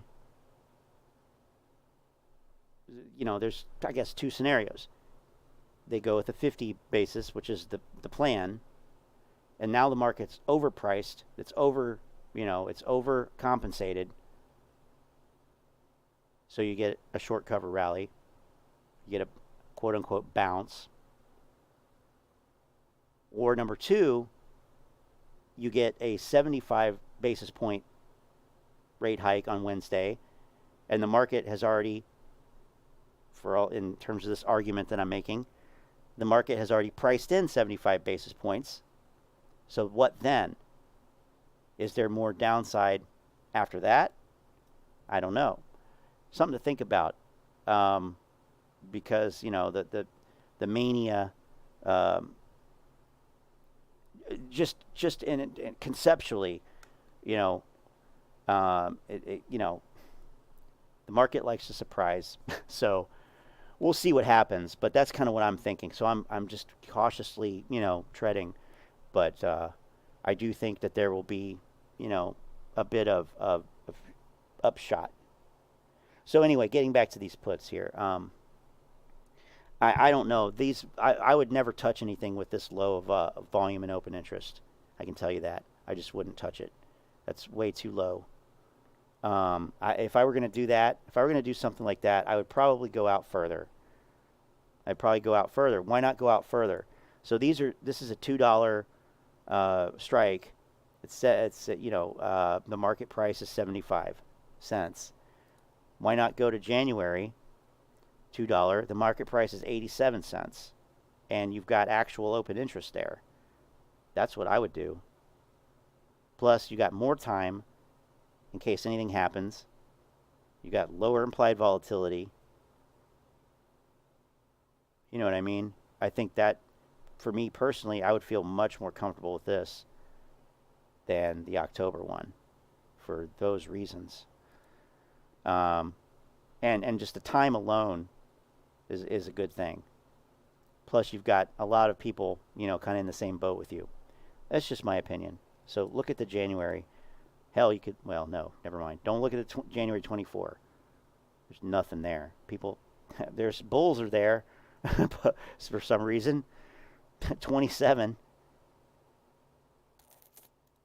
Anyway, hopefully that helps a little bit. Okay, well, what a shit show. Honestly, what a shit show going on.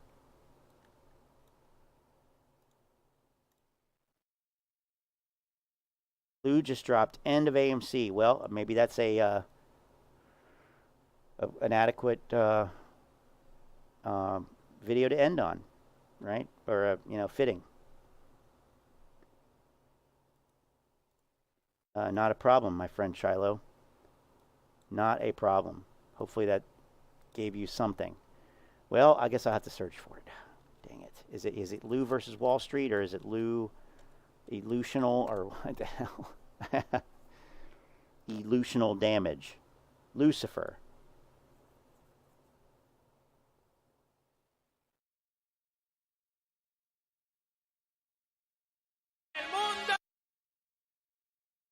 Wow. The end of AMC.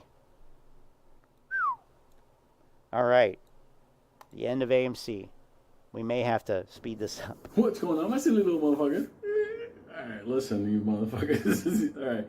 Okay, listen, you motherfuckers. We got the polo shirt today. Uh-oh.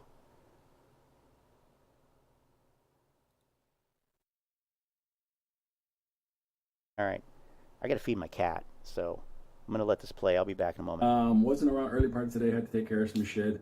Like I said, I'm also wrapped up right now with the book. The pressure is on from my other half. You know, they're like, dude, he's writing a book? You got to wrap this up. You know, I'm like, no, motherfuckers, chill. Chill before I do something violent. I mean, I wanted to write a book about this whole debacle. I'll slow it back down. Fuck it. All right. Back in a minute. But nonetheless, I have to do a bunch of things. That being said, as far as the early part today, let me tell you more or less what I see this week, the market, yada yada, whatever. One nice red box this morning, lost what it gained. Be careful, don't fall into a trap. That doesn't mean red box doesn't have potential to run more. It just means at the end of the day, you got to be careful that you're not snared in, and you're a bag holder, and then you're overcommitted, and you feel like I bought in at X amount and it's gonna turn back. And just understand something, you're fighting algos.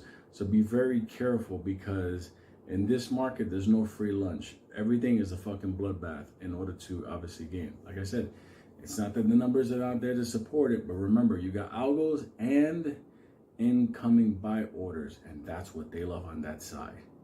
They love that shit, because that's when they start to do the fucking stacking, order flow delay, yada yada yada. Sounds familiar? Okay. Now compare that to AMC today. AMC had no fucking orders coming in today. It was fucking dead, muerto. Like, it had nothing. So at the end of the day, they really couldn't do nothing. I mean, there was like little, like, there was like a dollar up, dollar down. There was nothing going there, because there's nothing there to fucking layer. It's dead. That doesn't mean the play is dead. Oh, on the contrary. But the original part of the way that fraudulent play started out was massive, you know, retail coming in, and then they were basically doing the nefarious shit, stacking, delaying, rerouting the dark pool, yada yada yada. See, that right there, you have to understand. Remember the three things: inflation, credit crisis, and then the liquidity. We're in that now. So AMC right now is in a position where there's nothing moving it left or right. It's there until the other side feels the judgment day pressure. Now let's get to that. That judgment day pressure, I'm starting to like think two things can happen with this interest rate hike that's coming.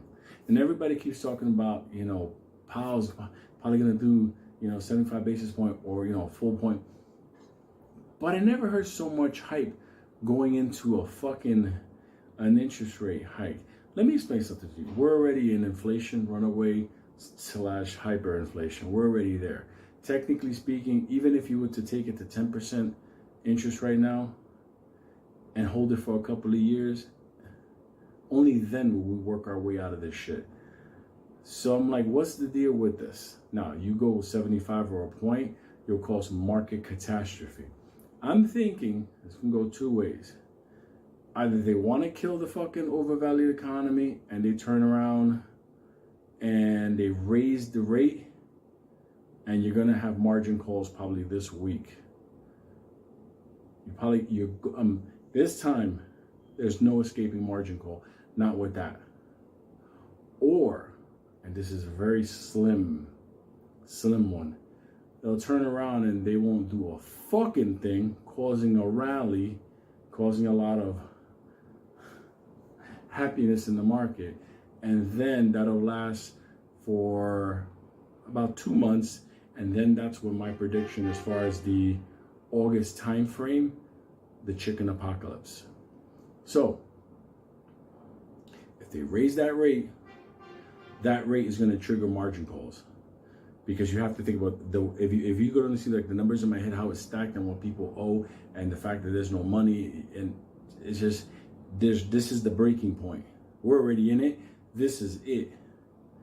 Now, only question is whether they want to tank this fucking market down, technically the economy. It's possibly going to go that way. Just prepare yourselves. But there might be a slim chance that they try to buy time. And if they try to buy time, they're going to leave it alone and see what happens, over the next couple of weeks, whatever, to the next time. And then you'll have a rally, a euphoria, and that will carry them only to August. So that's what I'm looking at now. So as far as AMC is the type of, there's some fighters when they go to fight, their corner has to literally shove them into the ring to fight. And then they're forced to throw hands. That's what AMC is right now. The little D's, somebody's gonna have to shove them like, motherfucker, you owe money, margin call. There's no way around it. Even if you wanted, like let's say you were one of them, even if you wanted to stop this, there's no way out. And I can tell you from my time in this universe, there gets to a point where you're gonna catch a beating. There's nothing you can do.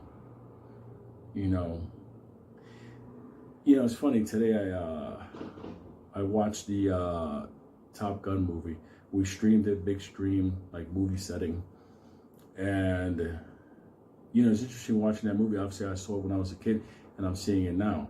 And in the movie, and I'm not going to spoil it for anybody, but there's a point where the main character, Tom Cruise, he gets to the end of his career, the end of his run of who he is. I can tell you, motherfuckers, I am at the end of my run of who I have been. This is it for me. This is it. I'm done. I'm done with the market after AMC. So that being said, I got a lot of years riding this thing, multiple Monday through Fridays over several fucking years. And I'm just telling you, based on what my feeling on how the market reacts, how the government plays it, on what we have coming up, the midterms, the trouble in China right now with their economy, their banking system, what's going on right now around the world with the oil, everything. There's those two possibilities. If they do the rate, they're going to do it in a punishing way.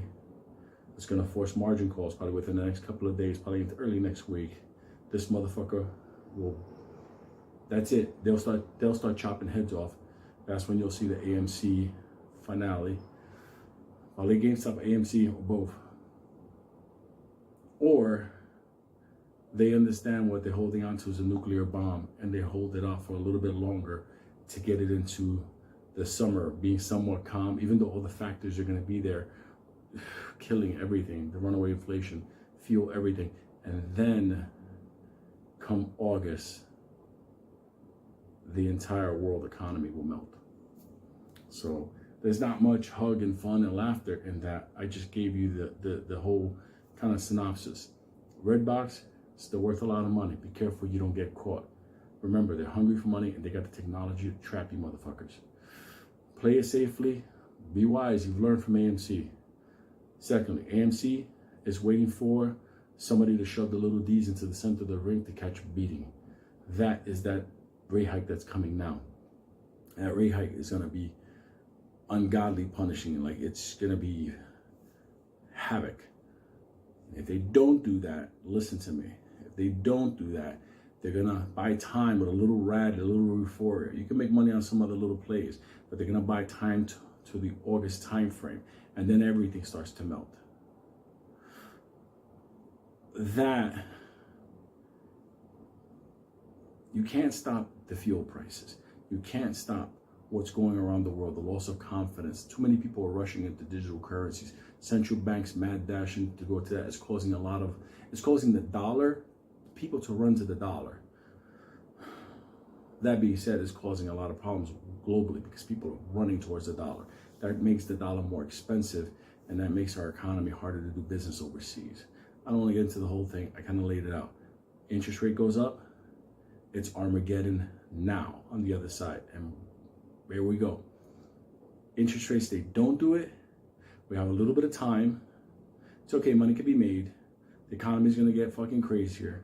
Inflation is going to go fucking bananas and fuel and supply chain, everything. And then come August, get ready, motherfuckers. That's the time frame. So I'll come back later tonight. We'll talk, whatever, you know. I'll do anything, motherfucker. Somebody told me to talk about, you know, movie, whatever. Don't worry about it. We'll have a laugh tonight.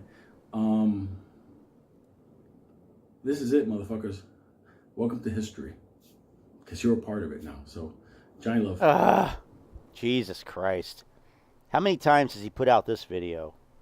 Seriously, this is it. This is it. This is go time.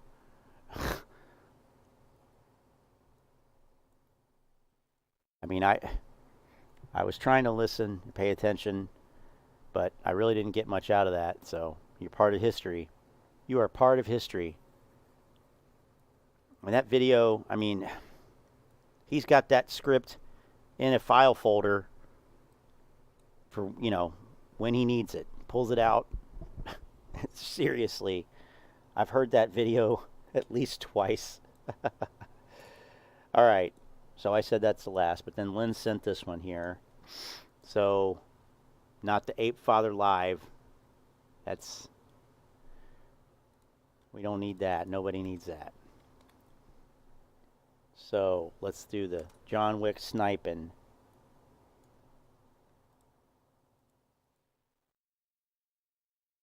What he's got to say for himself. All right, what's going on, guys? John Wick sniping, a little late. Okay. Little late. Oh boy, a little late. The time has come to give the microphone to another YouTuber. Okay. Let's see, what are we doing here? What are we doing here? 480 at 60 frames per second. No thanks. Jesus. What an odd video configuration. 480, 60 frames per second. Nice. All right. All right, what's going on, guys? John Wick sniping, a little late. I don't normally. Wow. Always when I get to the end of my stream, it just starts. Let me close some things. Yeah, maybe if I close things. Right? Boy, what a shit show out there. All right. Try this.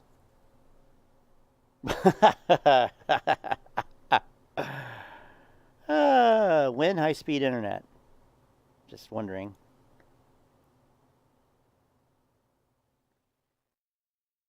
Oh my God. Come on, dude. What the hell?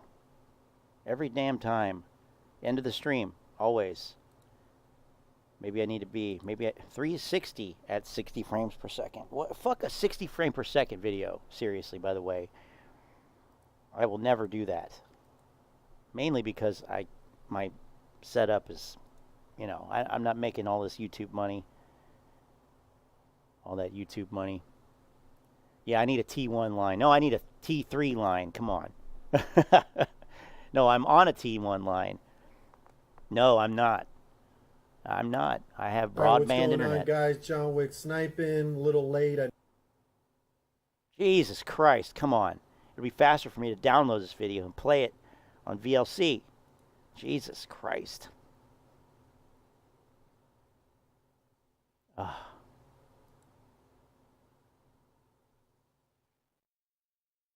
my God. I'm seriously going to do that. So, best YouTube downloader site. I'm not going to say anything about it, but it's one I use. Look at that. Perfect. Not 60 frames. My setup is more archaic than the movie theater. Yeah, you know, I'm a penny pincher. What can I say? I'm a poor boy from a poor family.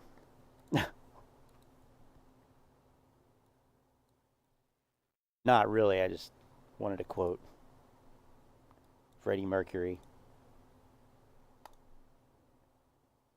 Dude, seriously, it's going to take like, I don't know, 30 seconds to download this. So, let's see here. While we're waiting, Chilo says 984 subscribers, forming a cup and handle. Nice, nice. I think it goes to 1,700 on the next AMC drop. Okay, that's fair. It's fair. I'll take that. I'll take that. You know, I've got, let's see. The Social Blade here. C+. Well, it says 974, but if you go to live subscriber count, it's it'll update. It should. It might. 985. Hey. All right. So, and then, yeah, I don't know. I think this weekend I started talking about Rdbx. I'm trying to remember what I talked about before that. I mean, obviously it was this crap, but had some, yeah, like Sunday minus 13, Monday minus 10. These people might have subscribed to get in the live stream chat. I don't know. Don't normally put out videos like this. Now you start. I did just want. Okay, well, it's too late. That ship has sailed. That ship has sailed. So, Jesus Christ. Iron Butterfly on subscriber number. Hey, you know what? That's good. That's a good. That could work. That could work. Yeah. So I wanted to create a prop bet website to do proposition bets, and that would really be a fantastic one to have. Subscriber numbers. That's a really great idea. Okay, so this is so ridiculous. But I mean, you know, this is great. This is awesome. This is totally Scott. Okay, so here you go. Now, just to show you that it's a separate window, and what I'm going to do, just move this over there. So it's there. Boom. Right? Something like that. There. Something like that. God. This is stupid. Okay. There it is. Oh. No. Hold on. Get it. I'm going to get it. No, I guess it would be there.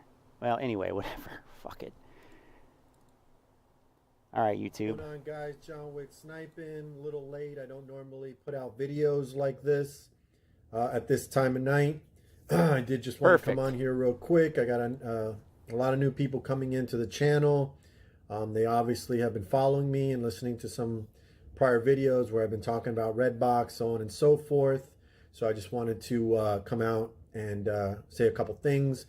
I made a good amount of money today, swing trading Rdbx as well as AERC. I should do this every time. Those are pretty much so much the smoother. Top two guys going right now where you can make money in a blood market. Now, clearly you have to be very careful because they're both very volatile. But if you unless you like to trade puts, which, you know, I was just saying earlier, you know, it's cool that our little community or group or whatever you want to call it, and especially over in Telegram, in the Telegram chat. Link in the description. Join that. You can be part of this group.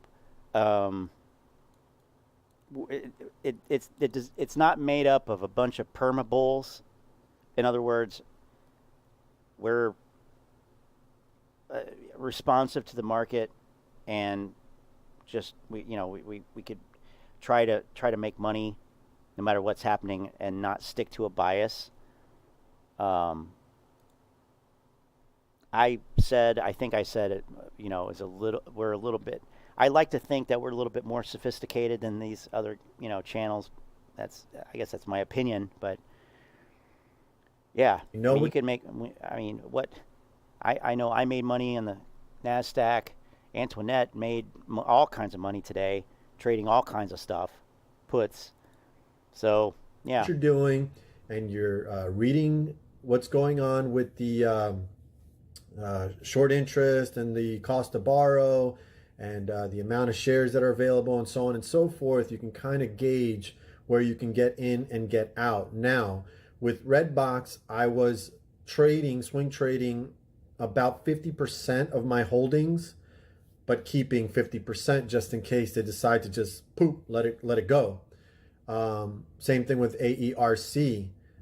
For some of you guys that don't know what that one is, look into it. They're kind of running in tandem, I'll have to admit. Those two stocks, for some reason, it seems like they're trying to keep those in the same area. Just watched the video by Teddy Zane. I pretty much agree with everything that he said. AMC folks, I'm talking to you. Listen up and listen carefully. Whether you play Rdbx right now or not is fine, but you better pay attention to what's going on in that stock, because if that stock don't squeeze, they're not allowing any squeezes. Just to tell you this, and be the first guy to tell you, and stop stringing you along like the Luz, the Trey. Now wait a minute. Wait a minute. I'm sensing something here. I'm picking up on something that they're throwing down. This is the second or third time I've heard somebody say, if AMC, Teddy Zane said it, if Rdbx doesn't squeeze, AMC is not going to squeeze. And now John Wick is repeating that. So what am I thinking? Well, I know, at least based on their catalyst for Rdbx, the 200% short interest is bullshit. It's 4 million shares. They could have all literally been covered Friday. That's not really squeeze material.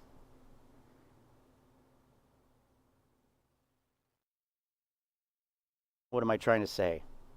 I guess I'm trying to say that I think they're carving out.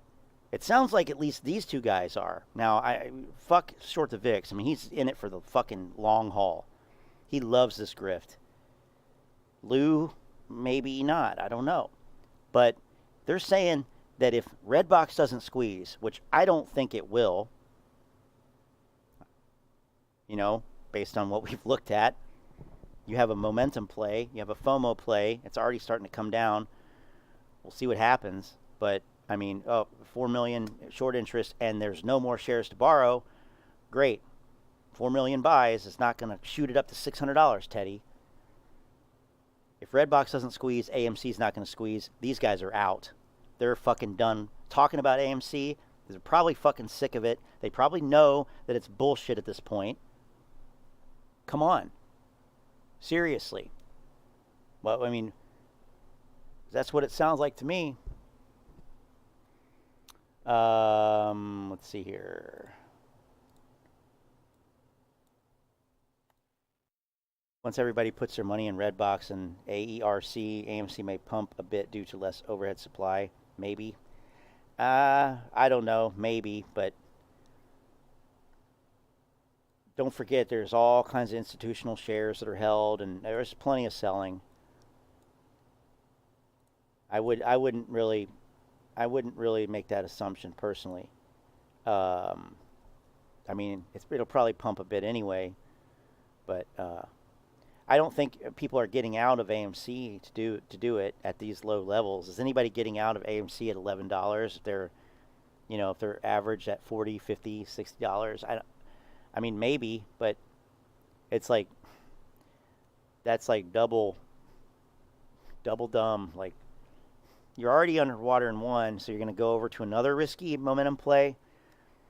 Yeah, I would say maybe, but there's plenty of overhead supply, though. So I wouldn't underestimate that power of overhead supply.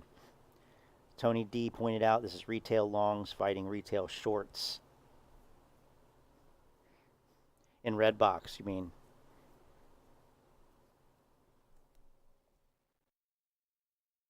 Yeah, maybe. Either way, 4 million just ain't, like, I don't know. Like, there's a reason why you got to hype 200%, I guess, but yeah. And the whole clown crew that has kept you chasing the carrot for almost 2 years. Pay attention to Rdbx. The numbers are there. They're basically telling you we are cheating in this one. Whereas in AMC, we... Oh, okay. Well, I want to like this guy. I really do. I want to like him, but, you know, it's not personal. It's just business. But the numbers are there. It's there. They're telling you they're cheating, okay? We have a theory that they've been cheating us. Okay. Good theory. I still have my shares. I have my shares for a couple of reasons. One, I still do believe that it is going to squeeze. I'm a little skeptical. I always have been, if you know and you've been watching my channel, that they are going to allow major squeezes anymore. But I'm in AMC because I still believe that it will be one of the last ones to finally run before they kind of change up this whole crazy new market that we are playing in currently. I'm also in AMC for the community. I'll be honest with you. I want to see people that have invested so much time and so much energy and blood, sweat, and tears of holding this stock and watching guys blah, blah, blah every day. This executive order, this is going to do it. Or this transparency rule, this is going to do it. And did you see what they're doing in crypto? This is going to do it. And they have failed you time and time again without one little mention like, hey, look over here for a second, make a little bit of money. And or what about not one mention of, you know, hey, we thought that this was going to, they've never admitted that they've been wrong. They never have. Hey, we said that this executive order was going to cause it. It looks like we were wrong about that. You know, well, hopefully we can learn from that mistake and do better research. No, they don't say that. You imagine Boss Blunt's saying, hey guys, guess what? I was all wrong about that. I had it completely wrong. I mean, I can almost hear that. But then after that, I hear, but you're still going to be so fucking rich. I saw that Model 3 dude. I saw that Model 3 dude. And it's true. You're right. Look at that face. That's a good pause. But, you know, that's the thing that really sets people. Okay, leave it there. That's the thing that sets people apart in terms, I mean, that's how professionals act. That's how, for lack of a better term, intellectuals act. They have that humility. They can admit that they were wrong. They learn from their mistakes. And it's not like this ego thing takes over. I mean, sometimes it does with both of those groups. Don't get me wrong. But at least the people that I've looked up to in my life and tried to learn from and emulate to some degree, you know, it's like, you know, you learn more from the stuff that you got wrong. But you have to admit that it was wrong. And why was it wrong? And, you know, and that sets off a whole chain reaction of learning. Not here. The short the VIX has been right every time he said shorts haven't covered, and FTDs and naked shorting and yada yada yada. So that's something to me. And then maybe you'll have more money for AMC. This narrative of this Love is it. a distraction is extremely annoying. The bears and the bots are out of control. They don't want people in Redbox making money. It's very strange that they want to twist the community up. Let's think about that. The bears and the bots, they don't want people in Redbox. They don't want people making money. That's like the terrorists hate our freedom level stuff. The terrorists hate our freedoms, so they attack us. Like that garbage narrative that Bush sold us. You know, and it turns out all the evidence was fabricated, right? Not that far off. It's a grift. But I don't want to get censored on YouTube again, but not talking about that. Although Al from Boston is talking about that. He literally the other night said that it's a national security threat. It's a national security threat, he says. But, yeah. Ay. Sorry. Of AMC holders when nobody is actually dropping content saying get rid of AMC and GameStop and go into Redbox. Nobody. There's not one content creator that's doing it. I'm not even saying that. I repeat it all the time. Do not sell any of your shares to get into Redbox or AERC. If you can afford to get into these stocks and swing trade them, or maybe hold a small position, for the average guy, maybe 50 shares, maybe 100 shares for that ride up, obviously, this is going to reveal itself very soon, okay? If they don't squeeze this week or possibly next week, it's probably not going to happen, and it's probably going to be over. You move on. You never think about it again. But there is money to be made, and don't let anybody else tell you otherwise. Well, those two things are not mutually exclusive. Money to be made does not depend on a squeeze. And that's another problem that I've tried to bring up with this whole thing, is that everything the apes are looking for is squeezes, because it's low skill. You don't have to, I mean, and that's not even true, but they think of it as low skill. All I have to do is buy and hold, and it's going to shoot up forever when it goes up. Everything goes up, it's going to be a squeeze, and then everything that goes down is naked shorting. And it's an oversimplification of the market. You don't have to have a fucking squeeze in order to make money, especially if you know how to trade options. But, you know, even with shares of a stock, you don't have to have a squeeze. So I don't know if that's what he was implying, but that's what a lot of these, you know, figures seem to think, or at least are implying. Because we have been predicting that it was going to rise, and it has gone as planned. And not many stocks have gone as planned lately. And you've got YouTubers every day saying, it's going to happen today. It's going to happen tomorrow. It's going to happen next week. It's going to happen next month. And you sit there and you sit there and you sit there and you do nothing else to help yourself. And that's not the way to do it, folks. And some people are making some good points. They don't understand why there is such a large crowd for the same guys that have been talking the same nonsense for 2 years and haven't helped you make any sort of money. And all I've tried to do is try to wake everybody up, vet the content creator, start understanding things, and start looking at some other things while holding your position. You don't have to be there. This stupidity of you can't play anything else in the stock market but AMC and GameStop is definitely a bot infiltration. I don't know about that. I you know, it's probably not a bot. It's probably the people that are, you know, trying to pump the stock, which, you know, is the influencers. If you think about it, they want to keep people engaged because they make money on YouTube. They make money with their Discords. They make money with all of their other shit. And maybe with AMC, if they can get enough people to buy in and pump it. But I think that ship has sailed. Why doesn't he say this? This garbage about you can only play AMC or GME or these short squeeze plays or Redbox, it's harmful to people as investors.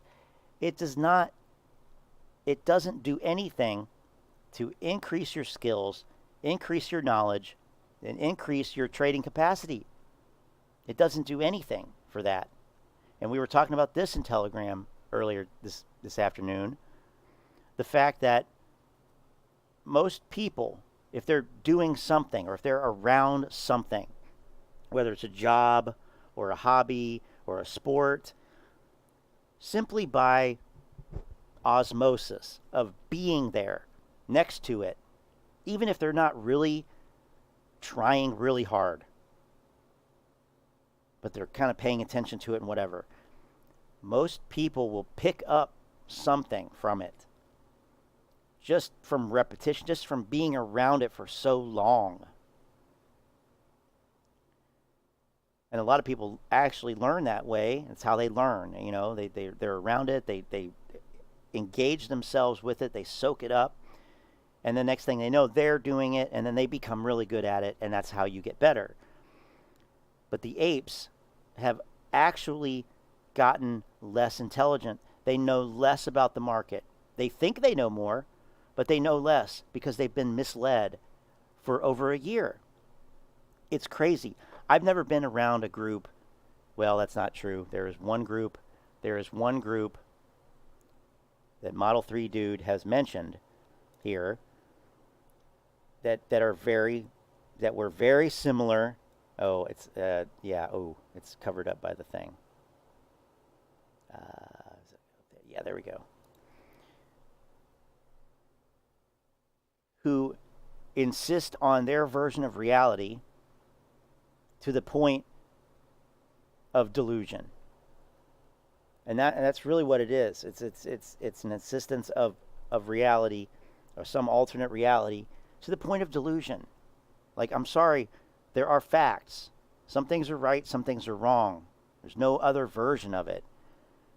But when you're told this, and you're coddled, and you're patronized, and you're gaslit, that's harmful. That is harmful to people.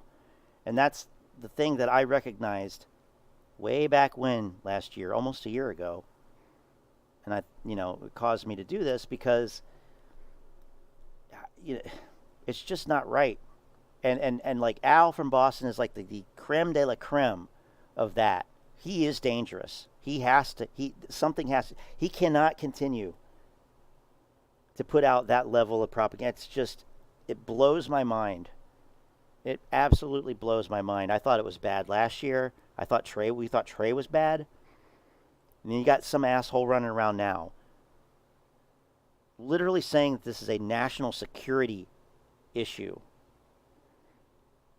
And then, like, people think they go into the stock market with this in their head. No, the apes have gotten less skillful. They've gotten less intelligent. They've actually regressed.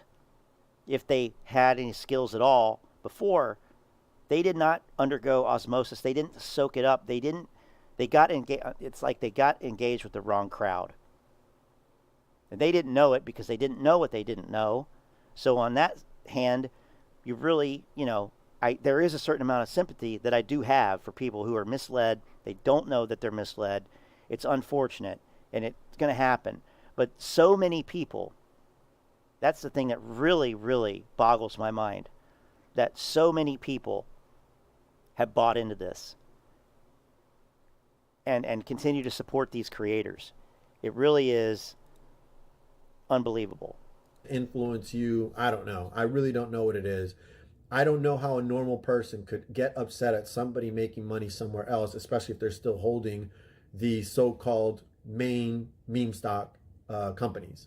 So I just wanted to get out and do a video for you guys and talk to you. I'm doing well. I'm happy. I've made a lot of money with Rdbx. And to Chris's point here, I mean, do you really need to catch the bottom? I mean, I'm not saying that you're saying that. You're waiting for the bottom. Not everybody's going to catch the bottom. But even what we have now is a heavily discounted price level, right? So I mean, I'm not telling people to buy anything, but picking tops and bottoms is hard, you know.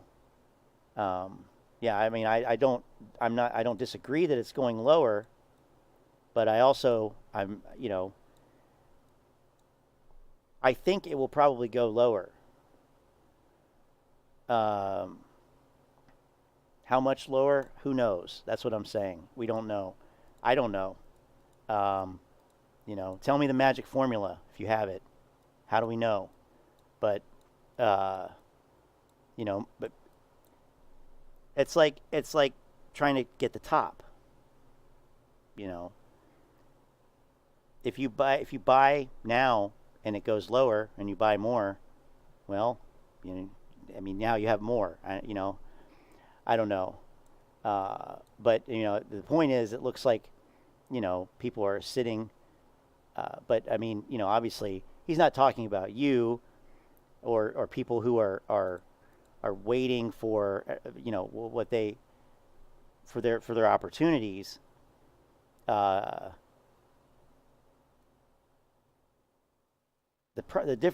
problem is, by and large, the apes, that segment of retail has only been engaged with the short squeeze. Well, what they perceive to be a short squeeze, which in and of itself is like, okay, but you know, you had this happen and then you've had this happen afterwards, and nothing that these people have said has come true. There's not really much else they can do. If you think about it, like, what else are they going to do? Which, again, is a result of listening to these influencers. So I can't really overstress how dangerous and just counterproductive this whole thing is. Like, you know, I don't know. But it looks like Chris is just sitting on the porch in his rocking chair. And I now, you know, looking back, it's like, yeah, I expected a crash for, you know, 7-8 months. And little did I know that the market was going to all-time highs. I mean, just as an aside, I mean, Jerome Powell is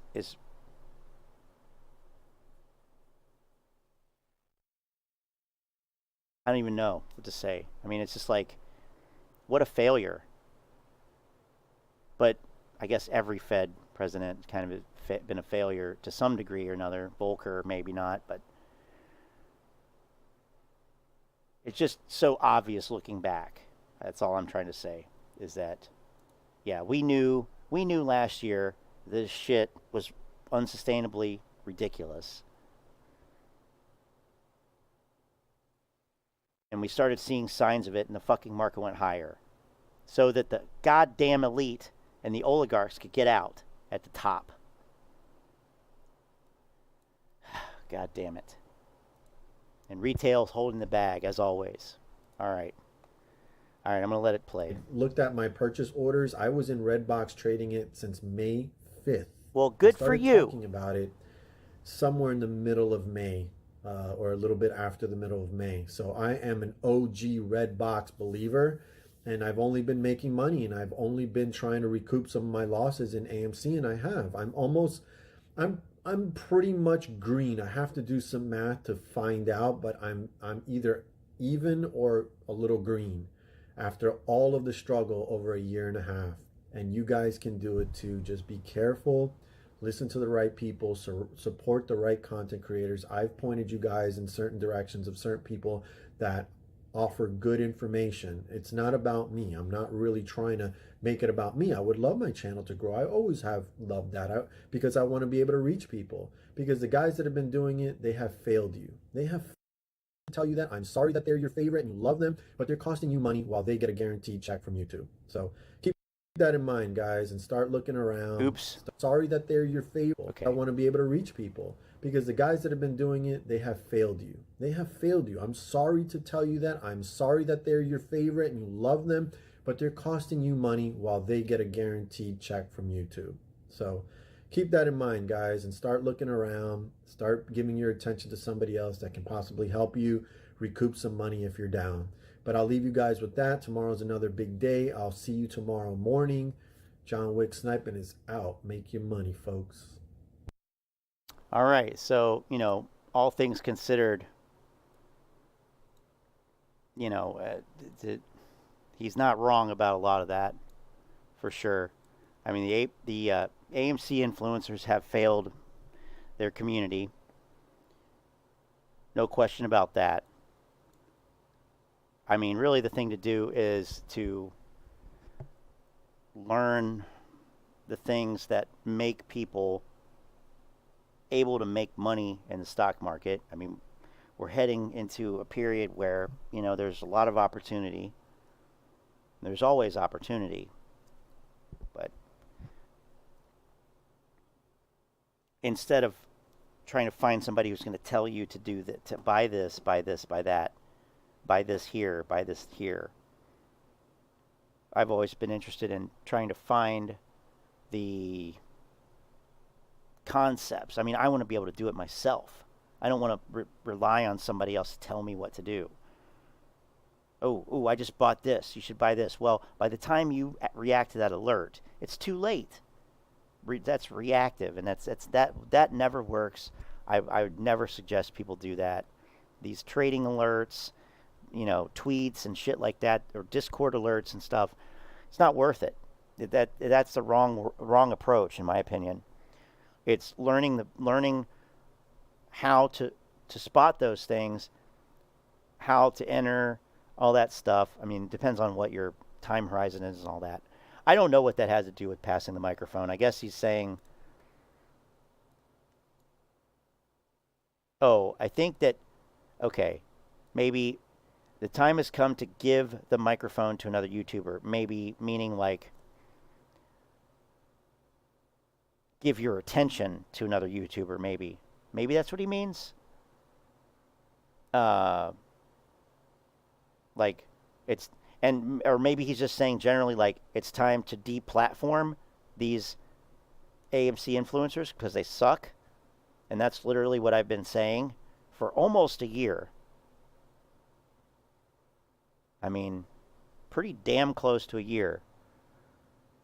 And I agree with that, obviously. Like,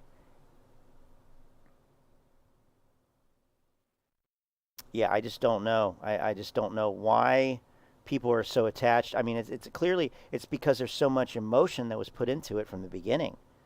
You know, all that garbage. What's your why? Remember your why. Okay, yeah, let's bring human emotions into it. Let's put all this other shit that has nothing to do with a stock or the stock market, which cares not a fucking shred about your emotions. They don't care. It doesn't, the market doesn't care about that shit. Nobody in the market cares about that shit. But it was always attached to it. Or how about this one? The narrative of we're going to change Wall Street. We're going to clean up the stock. We're going to make it more fair, a more level playing field. Oh, okay. I mean, how are you going to do that? By buying and holding a stock? What? Okay, why don't you write some letters to your congressman while you're at it? I mean, how does that help? It's the ultimate irony to think that you're the king and you're really a pawn. I mean, seriously. Thanks, Chris. I appreciate that. I mean, and it's not, I don't even think I'm doing anything. I never thought that I was really doing anything. This is very obvious to me. It's always been pretty obvious. And it's only gotten more obvious, and it's like peak obvious right now of what's going on. And especially when all these other plays, because they did this last summer too. They did it last summer with like ATER and MRIN and Sundial and all that shit. It was the same thing.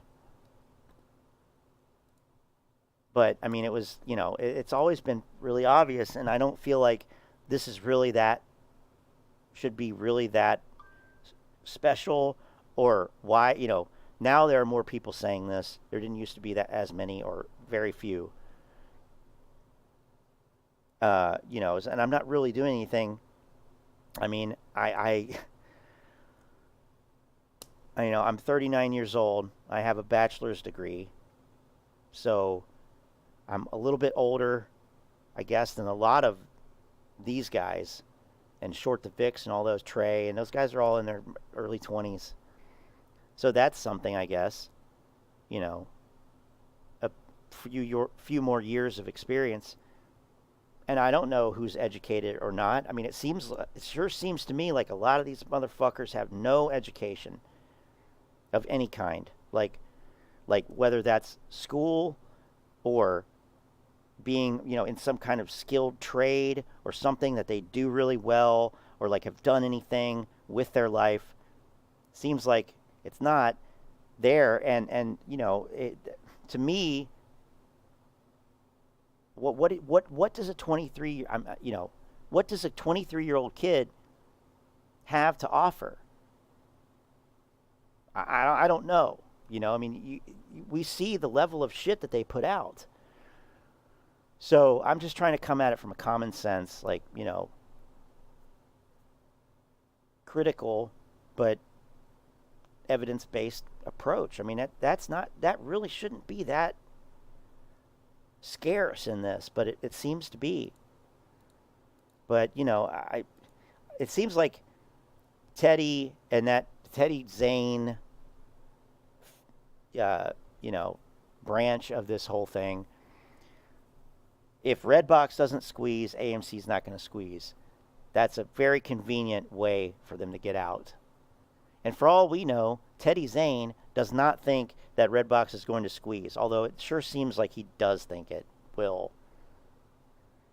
Because he's like really hyping that percentage number. But there you go. That's a perfect example. If you work with percentages in any capacity, you're not going to do that. Okay? Like, I'm sorry. You're not going to sit there and look at a percentage and look at the actual number and be like, oh, wow, that's 200%. But it's 4 million shares. Like, I feel like you're going to try to get inside the percentage and understand what it is. But if you don't do that, that tells me that you're lacking something. You know, I don't know what it is.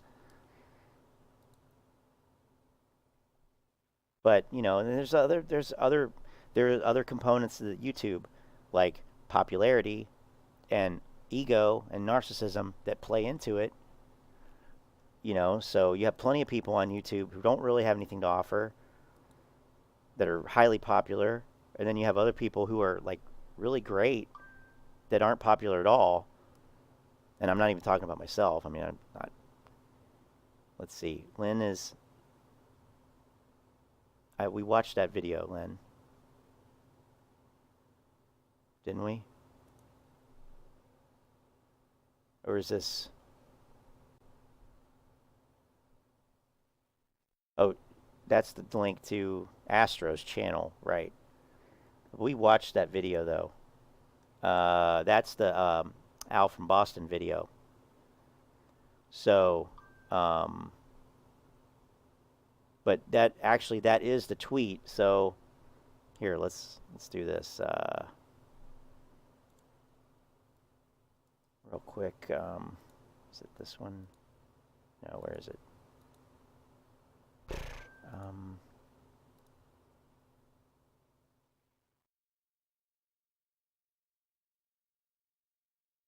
So let's see here if I can make this bigger. I guess it's the tweet that Al from Boston was talking about. Like, here, let me make it bigger. Let me get this off here. So, what did he say? He said, now I got it cropped too close.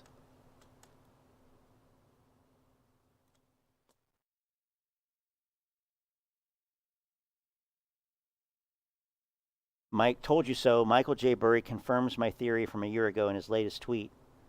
The theater took more than a decade to overstuff. Not likely everyone gets out in less than a year.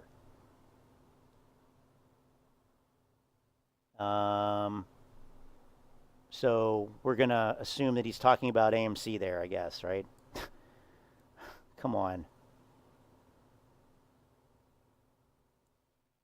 I don't. Conspiratorial. There's a Lynn says there's a QAnon connection. A theater? I thought that was a pizza place. No.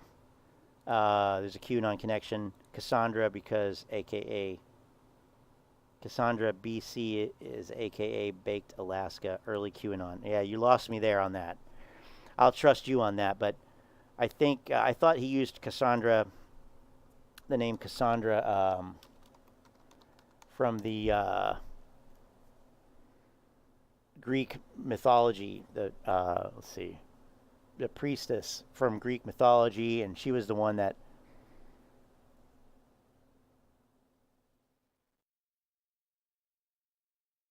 she uttered true prophecies, but was never believed. Nobody believed her. So he adopted that moniker because, Michael Burry crying about the housing market and nobody listened to him.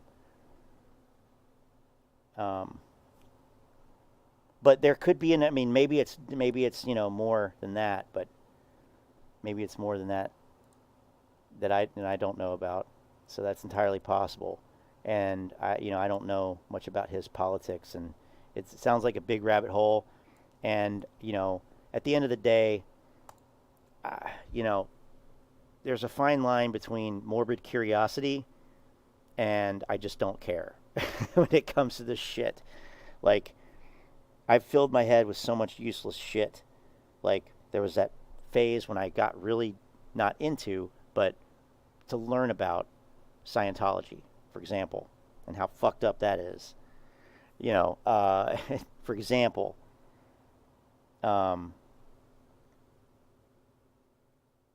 so yeah, and especially now, I just don't. It's no one who is who they say they are. That's true. Stay clear. Yeah, well, it is fascinating. It's super fascinating. You want to talk about grifts and cults? That's the. Yeah, I got it, Chris. That's fantastic. If that's what you mean, but there's a lot of QAnon in this whole thing. For sure, it's QAMC. That's what we used to say. That it literally is. And there's, if you have that predisposition to not demand evidence, to believe things without evidence.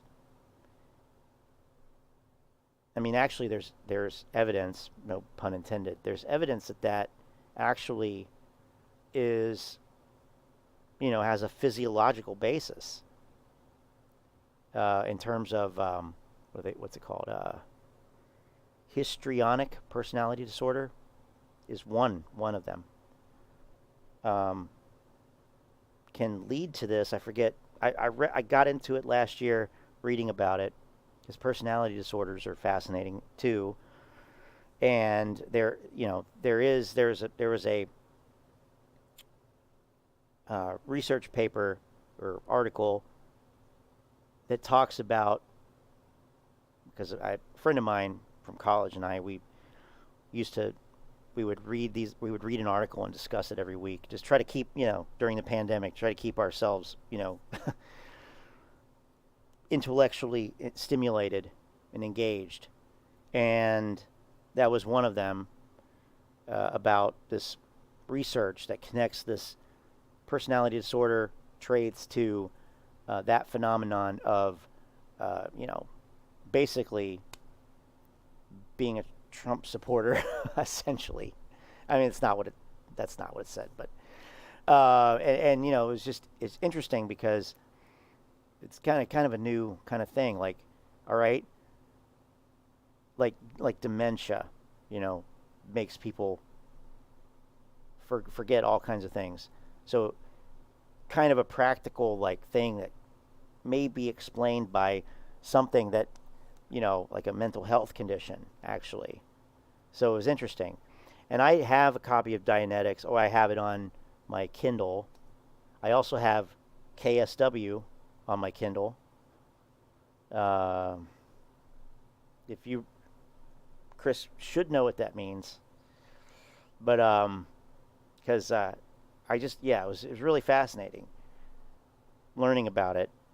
And that was before even this AMC thing. And then, you know, of course, there's a lot of parallels. And then the whole David Miscavige thing, and what a mess. I mean, anyway, keeping Scientology working. So we've talked about the cult aspect before. Maybe we should do another cult comparison video stream and get a little deeper into some of those cult characteristics from, you know, we use sources and, you know, how we like to do. But yeah, because it is really, you know, there's a lot of, there's nothing new. I mean, it's nothing new. It's nothing new at all. It's all been done many times.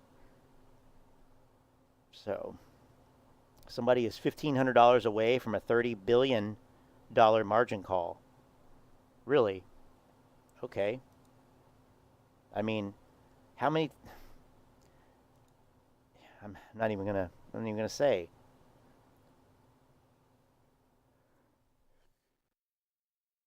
Oh, 15% higher than the same weekend of 2019, pre-pandemic, right after the record-setting Top Gun Maverick.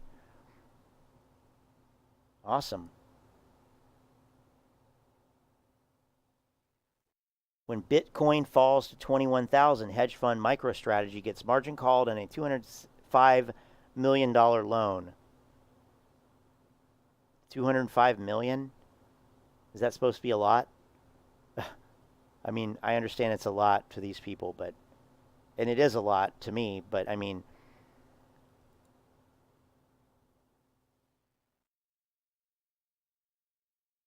oh boy, reverse repos. Let's hype the reverse repos. Unusual Whales has a check mark.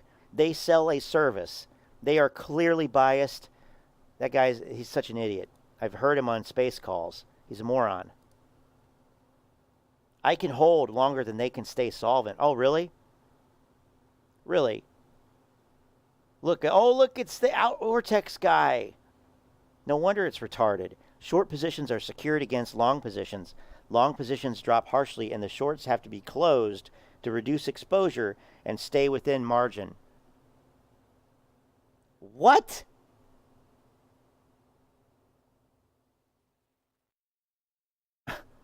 Okay. Oh, yeah, you did see a Frankie. Shit. All right, that's the last one. After this, I have to go. But I do want to see it because I had that morbid curiosity. He did put out a video today, and it looked horrible. But how about that? Jay Drukas, the Ortex guy. Yes, long positions drop, and and the short positions must be closed. Okay, what are we trying to say here? It's almost like I don't know. It's almost like it's used to hedge something. I mean, it would be crazy, but that guy is he must. I don't know if he's a shill. I don't know if he's just an idiot. The Ortex guy. Wow. Let's post 3 Ortex updates a day on Reddit. That's useful. All right. AMC, the short squeeze play for 2022. $100,000 to $1 million price target per share. Oh, I knew this was retarded. I knew this was stupid. Okay.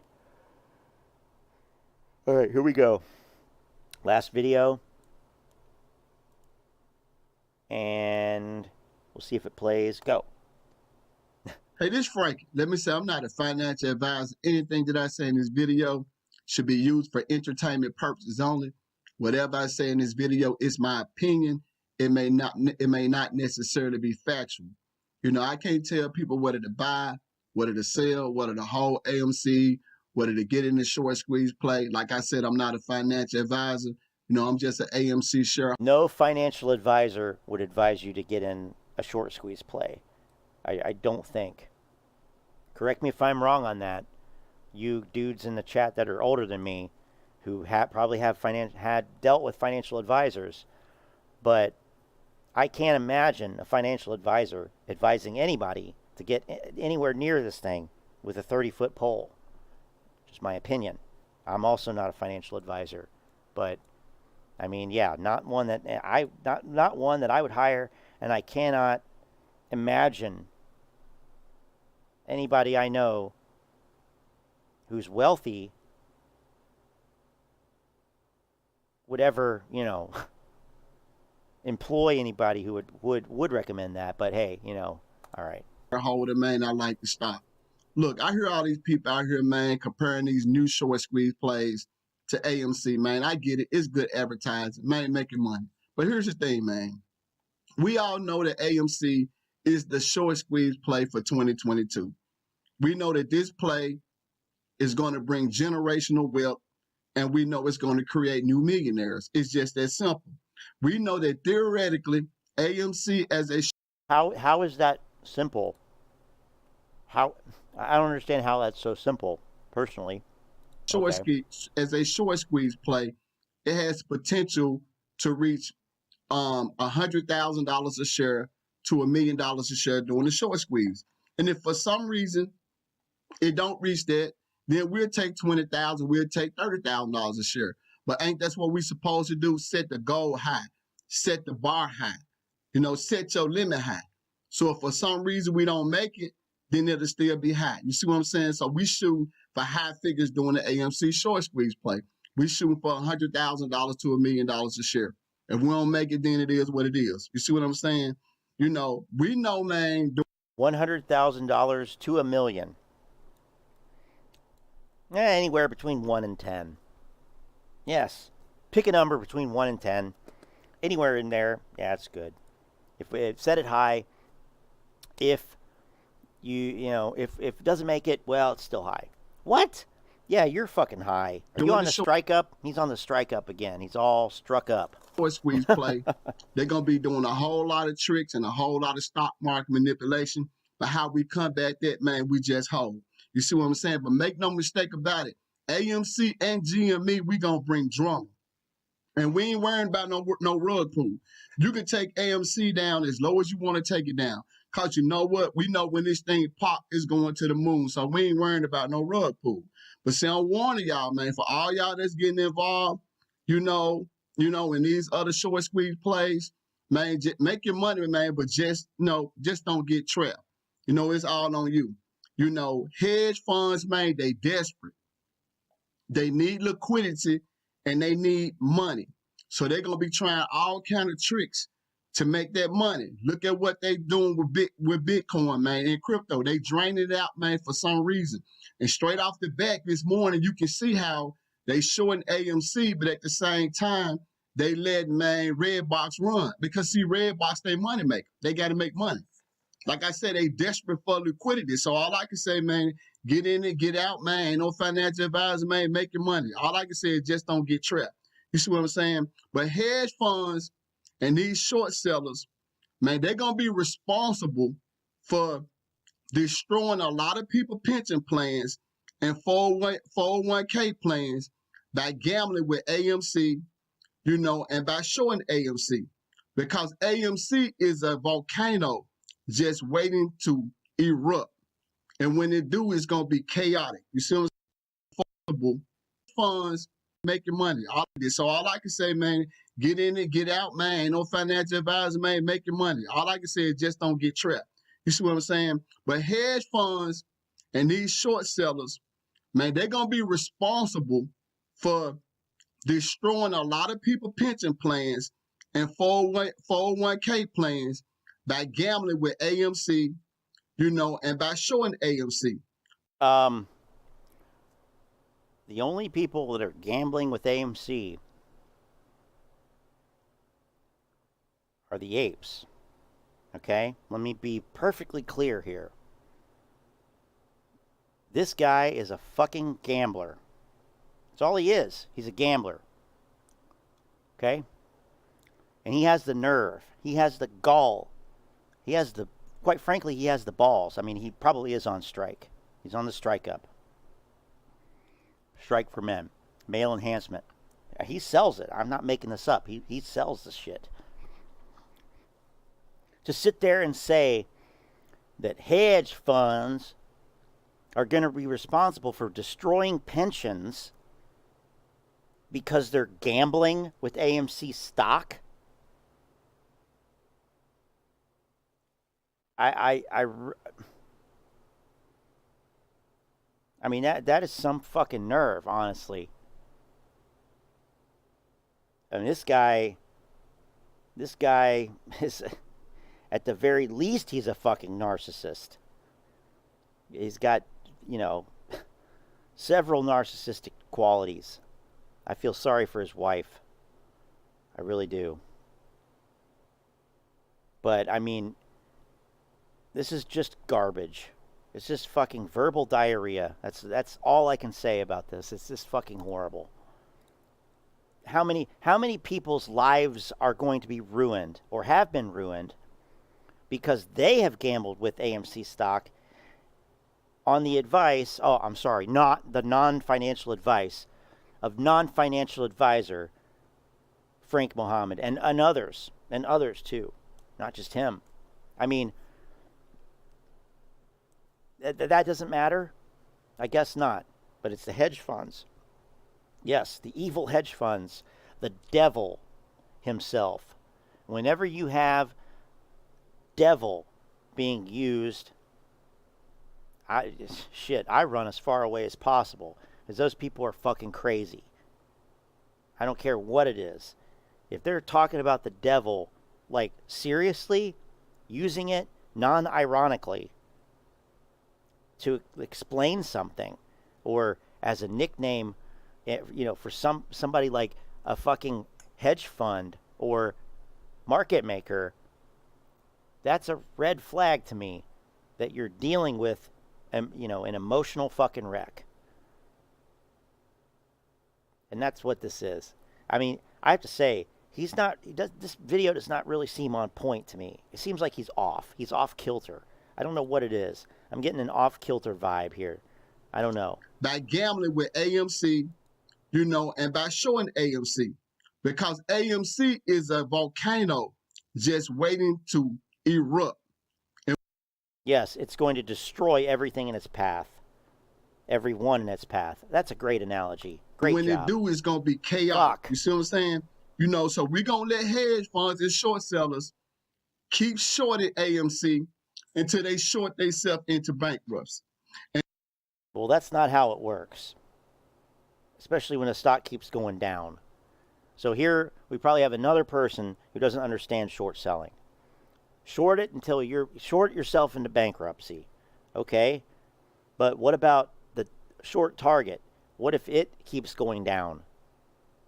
I mean, I don't know. I don't know what the hell. It's hard to even pull anything out of this. Yeah, Lou calls himself Lucifer. That's fantastic too. The guy under the ground with a pitchfork and a tail. Jesus. He's Trey's background.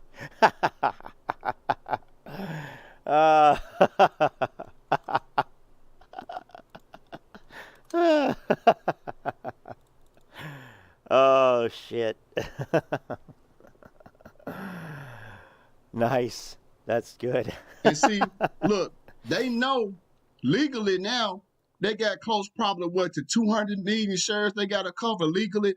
And they got billions of synthetic shares they got to cover. Oh, yeah, billions. Okay. See, that's the reason why they haven't covered, because when they start covering... No, don't be sorry. That's great. They know they gotta cover those billions of synthetic shares. You know, they sold AMC. Why would they have to do that if they didn't borrow them? This is a gaping hole. Speaking of that thing in Trey's background, a gaping hole in this narrative. They naked shorted the stock. They shorted with shares they didn't borrow. But they have to buy those back. What? Yeah, no, you don't understand short selling. Nope, you don't. I mean, somebody explain how the fuck that makes sense. They naked shorted the stock. There's 2 billion synthetic shares. They shorted with shares they didn't borrow. But on the other hand, they have to cover billions of synthetic shares. They have to buy them back. Why would they have to fucking buy them back? Why would they have to return them? They didn't fucking borrow them. It's a bullshit narrative. Fucking 2-bit narrative. AMC float over and over again. They sold carbon copies of AMC float. And some people said, man, you know, they traded the float by 10 to 20 times or even more. So they got a whole lot of synthetic shares they got to cover. So like I said, AMC as a short squeeze play is dead. Has the potential to reach 6 figures. I tried. And remember, they don't determine what we sell our shares for, when we sell our shares, or how we exit the play. We determine it. Some people are saying, I've been hearing that there are billions of synthetic shares. Billions. And somehow you can take this UV light, and put it inside the body. And we've been, you wonder if you can, somehow inject bleach and do a cleaning. That's what this sounds like. And us getting generational and life-changing wealth is based. Yeah, I mean, it is 1-year-old Reddit DD, but I mean, has it really changed? Has it really changed at all? I mean, what is the, because that's what they always say. They always say, oh, yeah, if I leave a comment on anything critical of the MOAS theory, it's always, well, you need to go do some DD. Go to Reddit and do some DD. Go to Reddit and read the DD. Yeah, I've seen the Reddit DD. It's fucking old. It is old. It is flawed. And, it doesn't take a genius to figure that out. Plus, shit changes. Like, the market, Wall Street, the institutions, they actually care about making money and preserving their capital. So they're going to change their strategy. And I showed that with the delta hedging that every one of these fucking guys continues to still talk about. Like short the VIX, gamma squeeze. When was the last fucking time there was a goddamn gamma squeeze? Seriously.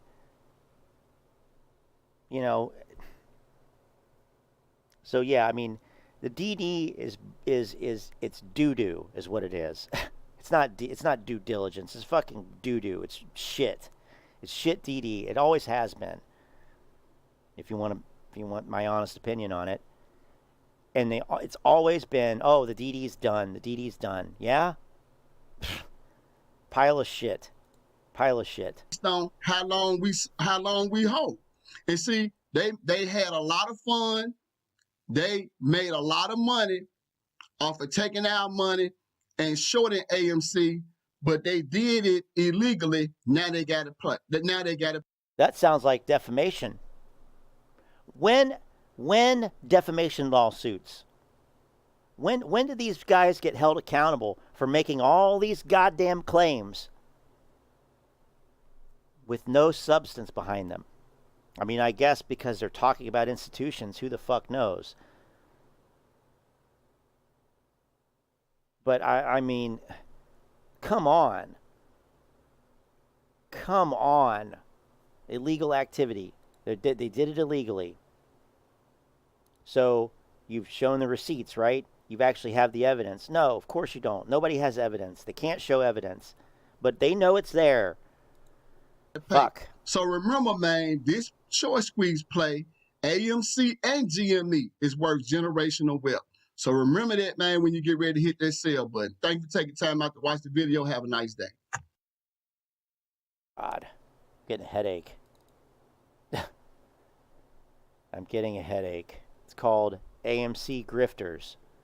Fuck. All right, here you go, Model 3 dude.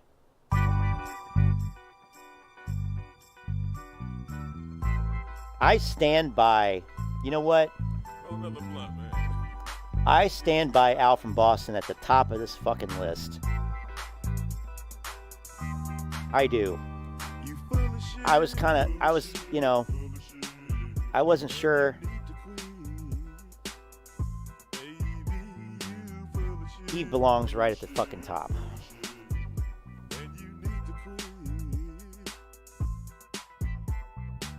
It's been a minute since I've actually looked at this.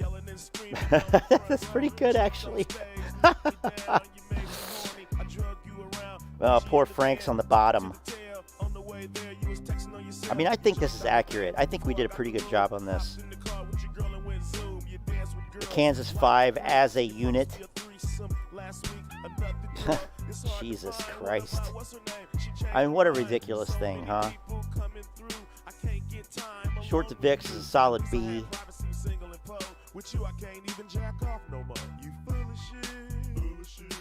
Accurate Teddy Zane. Boy, if we had to redo this thing now, I'd have to wonder where Teddy Zane would go. You know, with all this Redbox shit. Poolside honesty. I mean, these guys need a branding consultant for sure. Finance news. That is another one that really should be shut down. Al from QAnon. Yeah, that's it. That's.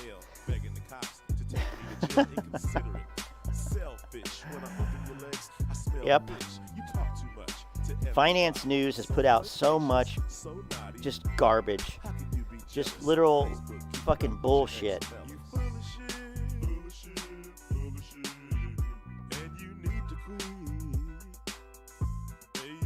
And you know, Matt Stoner, which is his real name. That is his name. Matt Stoner. He's an actor. Like, he studied acting.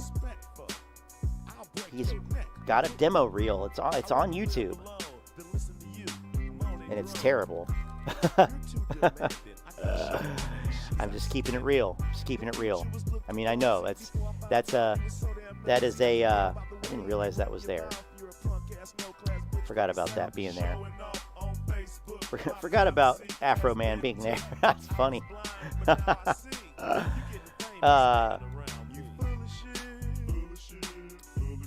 Here it is. Look, here's the Matt Stoner acting reel. Let's watch it. This is your finance news host. Look at him. That's him. Oh, it's terrible.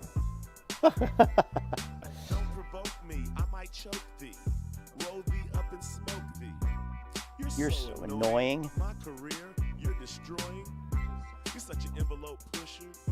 This is your finance news host. Now, we don't know who Clay is at all still. We don't know. But, you know.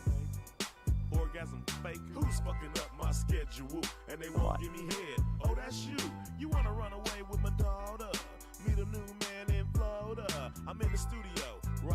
Well, anyway. Well, okay, there it goes. Matt Perry is going to jump out a window. Uh-oh. So,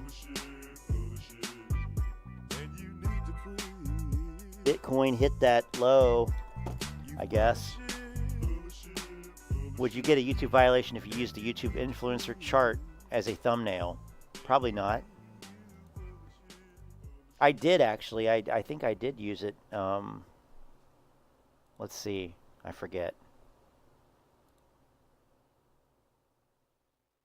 Pretty sure I did. You know what? Fuck it. Fuck it. It's rare that I play this song twice. But whatever. I'm going to do it. Let's see. So much fun. All right, let's see here.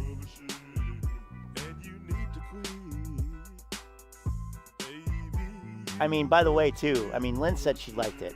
Actually, she said, she said she loved it.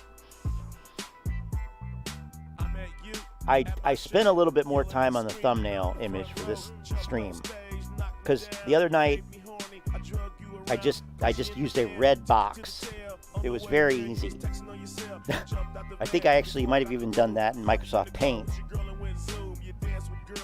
But today's, I actually masked out the fingers so it looks like he's holding the red box. I did that for Lynn, and she likes it. Let's see here. So I did kind of use it. It's in the background, like it was the first half that we did. So it wasn't done yet.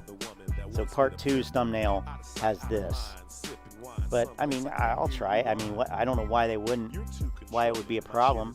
I've used I used the this.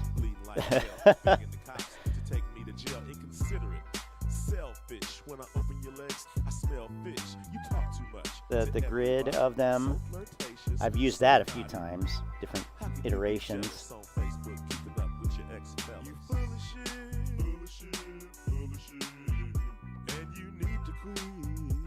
82 goddamn live streams. Jesus. This was the first one, I think. Well, where is it? I'm unable to display some videos. Come on.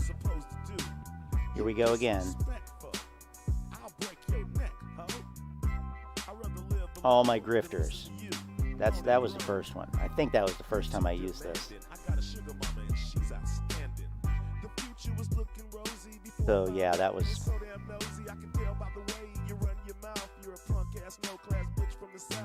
I forget some of these. This was a fun one.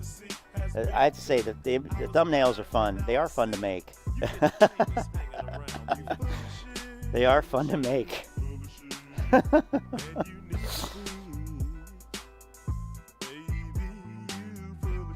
The ape cult. We were talking about cult. There's the ape cult.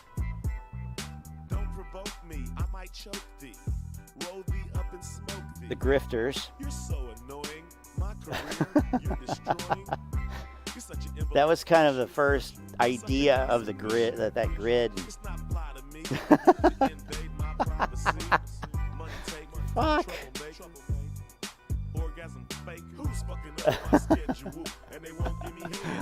Oh shit. Yeah, the stoner acting real, not that good. I like this one too.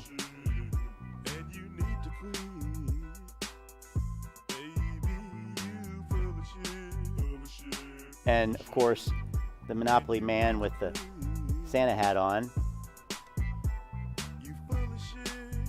There it is right there. All right. I'm going to leave it there.